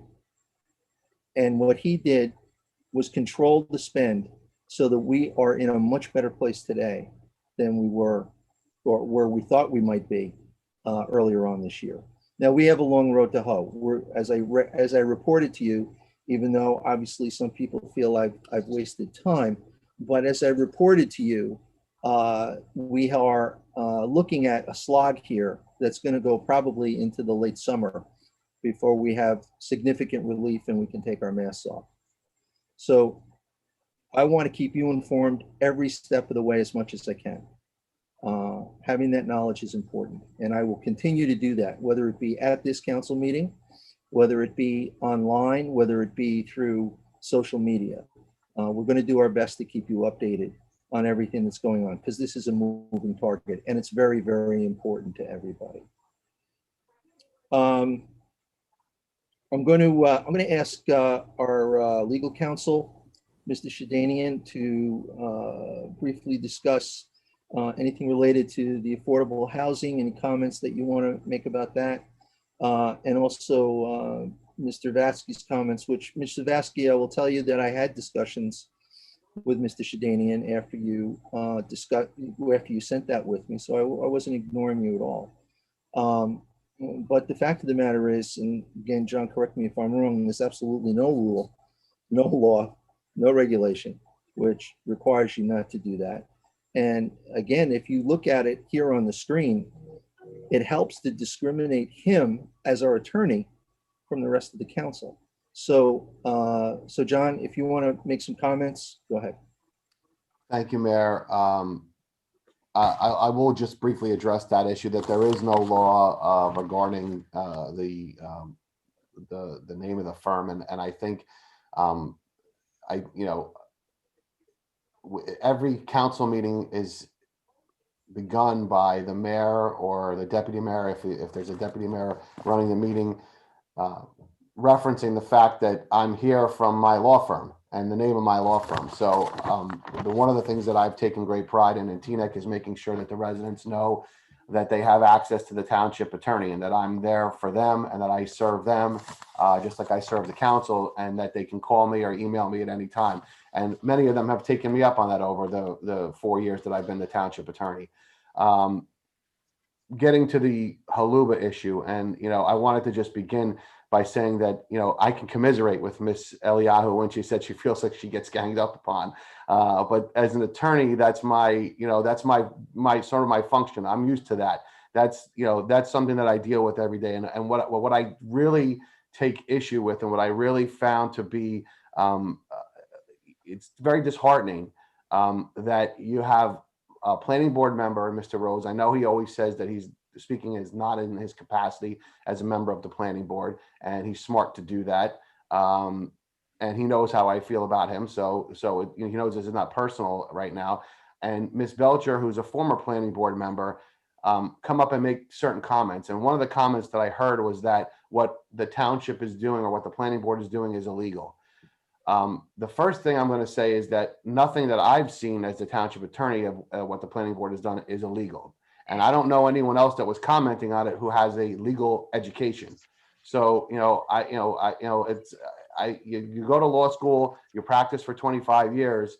I can sit up here as a township attorney and speak confidently that what's happened here is not illegal. There is an ordinance that we have. And as I said earlier, and it's been acknowledged by Fair Share, it was acknowledged, I think, by Dr. Powers even tonight, that TNEC has one of the strongest affordable housing ordinances and set aside requirements of any town in Bergen County. I think Councilman Organ commented on it. It's 20% for any residential development that is for sale, as 15% for any development that is for lease or for rent. So the stock of Teaneck's affordable housing continues to rise as the new developments come online. But what I really want to function on is that the process that's being discussed here, there's a big misconception by many residents in the town. And I want to make sure that they are educated and that they understand, and I'm going to do this in as brief a way as I can do it, just to let you know that there is a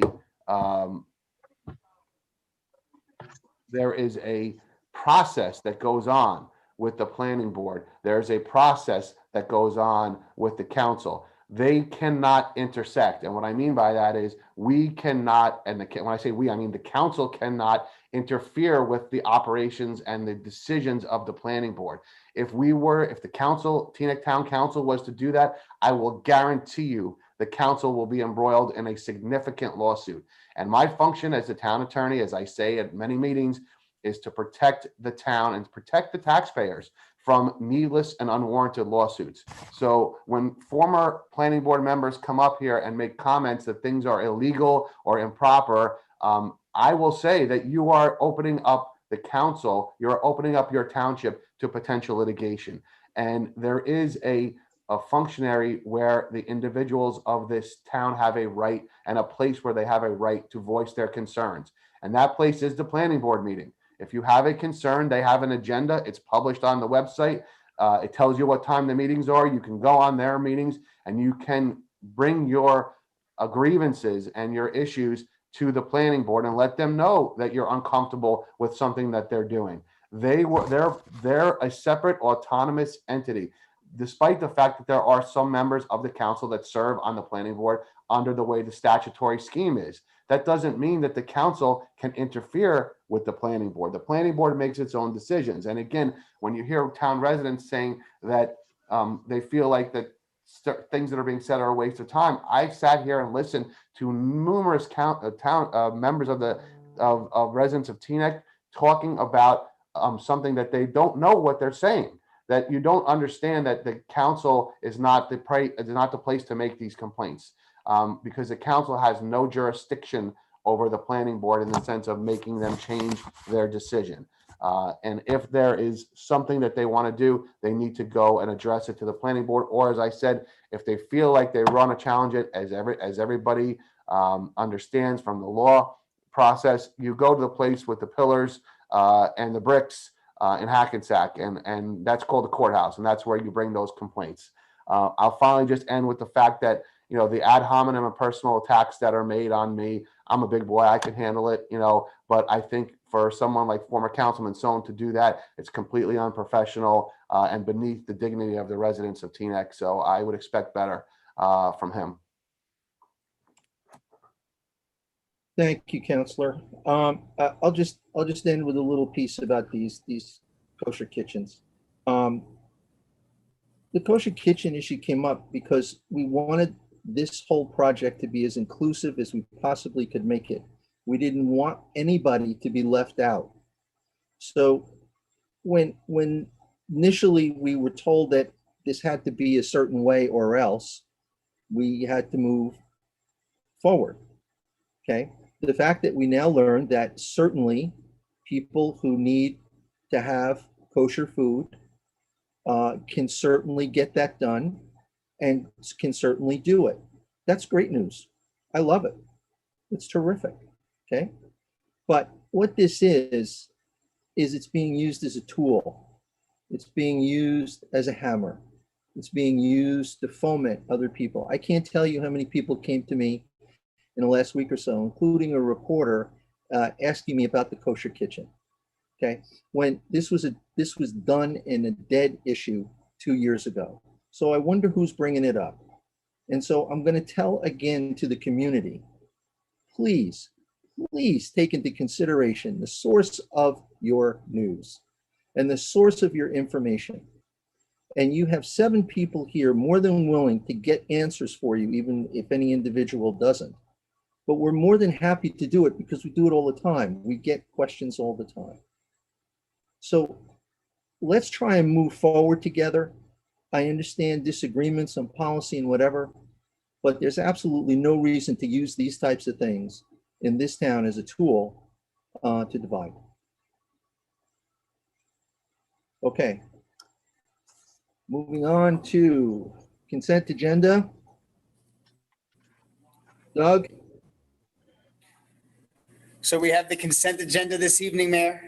Just considering two resolutions, number 277 and 278, and the bill list in the amount of $829,274.76. So moved, Mark Schwartz. All right. Second. Does anybody want to pull anything? Okay, very good. So it's been moved, seconded. I'm sorry, Mayor. Yes, I'd like to pull the second ordinance for explanation, just discussion. 278, 2020. Are you saying ordinance, Councilwoman, or the resolutions? I'm sorry, that was the one for introduction. That comes later, correct? Ordinances are not part of the consent agenda. No, I was making reference to the ordinance for introduction, 3620. So there's nothing to be pulled here. Thank you.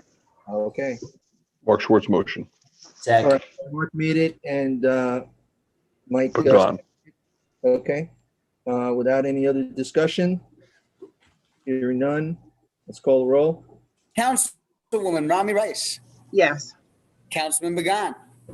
Yes. Councilwoman Orkin. Yes. Councilman Kaplan. Yes. Deputy Mayor Schwartz. Yes. Deputy Mayor Katz. Yes, but I'm going to recuse myself on the bill list. And Mayor Dunleavy. Yes. Introduction of ordinances. Clerk, if you could read it, please. Absolutely. We are introducing the last ordinance that we are introducing for the year 2020, and a memorable year it was, is ordinance number 36-2020, an ordinance to amend and supplement chapter 29C of the code of the Township of Teaneck entitled Rent Control with respect to vacancy decontrol. Been read in ordinance number 36-2020. An ordinance to amend to supplement chapter 29C of the code. Do I hear a second? Second. Second. Any discussion? Yes, Mayor, I have a question. Councilmember Rice, go ahead. So I just have a question with regard to this, that I understand that while it doesn't put anybody out of their apartment, that once they move out, it gives the landlord the opportunity to return this and take it off the rolls for the affordable apartments. I just was curious, as you know, we know that there's such a need. There was like 1,000 applicants when we had those 20 apartments available. Why would we reduce our inventory of affordable housing? Just a point of clarification. This doesn't apply to affordable housing. Not affordable housing, I'm sorry, in terms of rent control. So while we know that there is a need for rent control in terms of folks looking for affordable housing, why these wouldn't remain in inventory for those seeking affordable dwelling places. Okay. So not using the same term.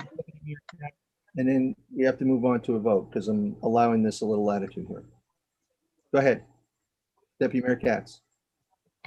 Well, I'll hold off on my entire presentation of the fact that this is not affordable housing. This is really. Sorry, I used the wrong terminology. I wasn't actually commenting on yours. I was just commenting about the fact that this is really just having the Teaneck taxpayers subsidize anybody who wants to live in these apartments and pay cheaper rents. And when I say anybody, and I looked up rent control before the start of the meeting, and it specifically speaks about people that, having communities set up laws that are intended to keep living costs affordable for lower income residents. This has not ever accomplished that. And in fact, I I didn't never lived in a rent controlled apartment building, but I have a home when I first got married that was inside the actual rent control apartment buildings. And a lot of my neighbors I was friends with. And I mean, they were driving Lexuses and brand new, you know, Highlanders and all these great cars. I just got married. I just started off my family. And, you know, their units were being subsidized by the taxpayers, and they were making more than probably everybody on this call, including some of the homeowners. So we have never had a real rent control. And here, the way this is being proposed is that if you want to take off the unit from rent control, you actually have to pay into the Hyatt Fund, which is, as everyone knows on this call, has been helping the interest as well as the principal has been helping social services. So it doesn't mean that the landlords are automatically going to want to take off. And obviously, if you're an existing tenant, you're protected. So this really does not affect any of the existing. This just basically says, why should Teaneck taxpayers continue to pay for everybody to pay low? And meanwhile, they do because their units are because their rents are not as high. So they're not getting as much money in revenue because commercial properties are based on revenue, not based on how nice your kitchen is. Right. I'm going to allow, let me just have Councilmember Kaplan raise his hand. And this is obviously not the place we're going to have a full Okay, discussion, fine, no problem. but because we're going to vote on the introduction here tonight. So Councilman Kaplan, a few thoughts and then we'll move on. I'm actually not going to give any thoughts on it. Our council rules actually say that introduction should not have discussion, so I will leave any discussion for the actual hearing, which will be the second reading. What I would like to offer is one quick amendment just for the benefit of the public. This rent control in Teaneck only applies to residences built prior to May 31st of 1973. And just for anyone from the public that's taking a look at this, I want that to be explicitly clear that the statement pursuant to section 29C-4, this chapter, vacancy decontrol, shall not apply to units created after May 31st, 1973, simply so that it's clear to the public that exactly where this rent control ordinance is applicable. Okay. So I'd like to make that motion to add that if there's a second. I'll amend my motion, or I'll second that motion. Thank you. Councilman Kaplan, I really apologize. Just that last part. I will send you the text, Doug. Okay. Are you comfortable voting on the amendment?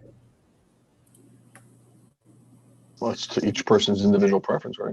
Let's call a roll on the amendment. That is Councilman Rami Rice, Abstain. Councilman Began, Yes. Councilwoman Organ, Yes. Councilman Kaplan, Yes. Deputy Mayor Schwartz, Yes. Deputy Mayor Katz. Muted. That's a yes. Yes. Okay. Mayor Dunleavy. Yes. All right, so All right. we now I'll make need to take a vote on the ordinance number 36, 2020 as amended. Doug, call a roll. Councilwoman Rami Rice, Abstain. Councilman Began, Yes. Councilwoman Organ, Yes. Councilman Kaplan, Yes. Deputy Mayor Schwartz. Yes, indeed. I'm sorry, Deputy Mayor Schwartz. That was a yes. Deputy Mayor Katz, sorry. Yes. Mayor Dunleavy. Yes. Ordinance 36 introduced. We will consider it in a couple weeks for adoption. Okay. With the amendment. With the amendment. I'll make a motion to adjourn the meeting. Well, first I One want quick thing before we adjourn, I just wanted to say thank you to David Saperstein and Solomon for Teaneck strong day, and for Doug and Dean and for everyone's support of that. So I just wanted to say thank you to the law firm for bringing us together in that way. And I want to wish everybody Merry Christmas who's celebrating, a Happy Kwanzaa who's celebrating. I'm sure all of our friends had a very peaceful Hanukkah. I hope you enjoyed your time with your friends and family in a socially distant manner with a mask on. And please be sure that you'll be getting updates on a regular basis as we get them relative to the vaccine.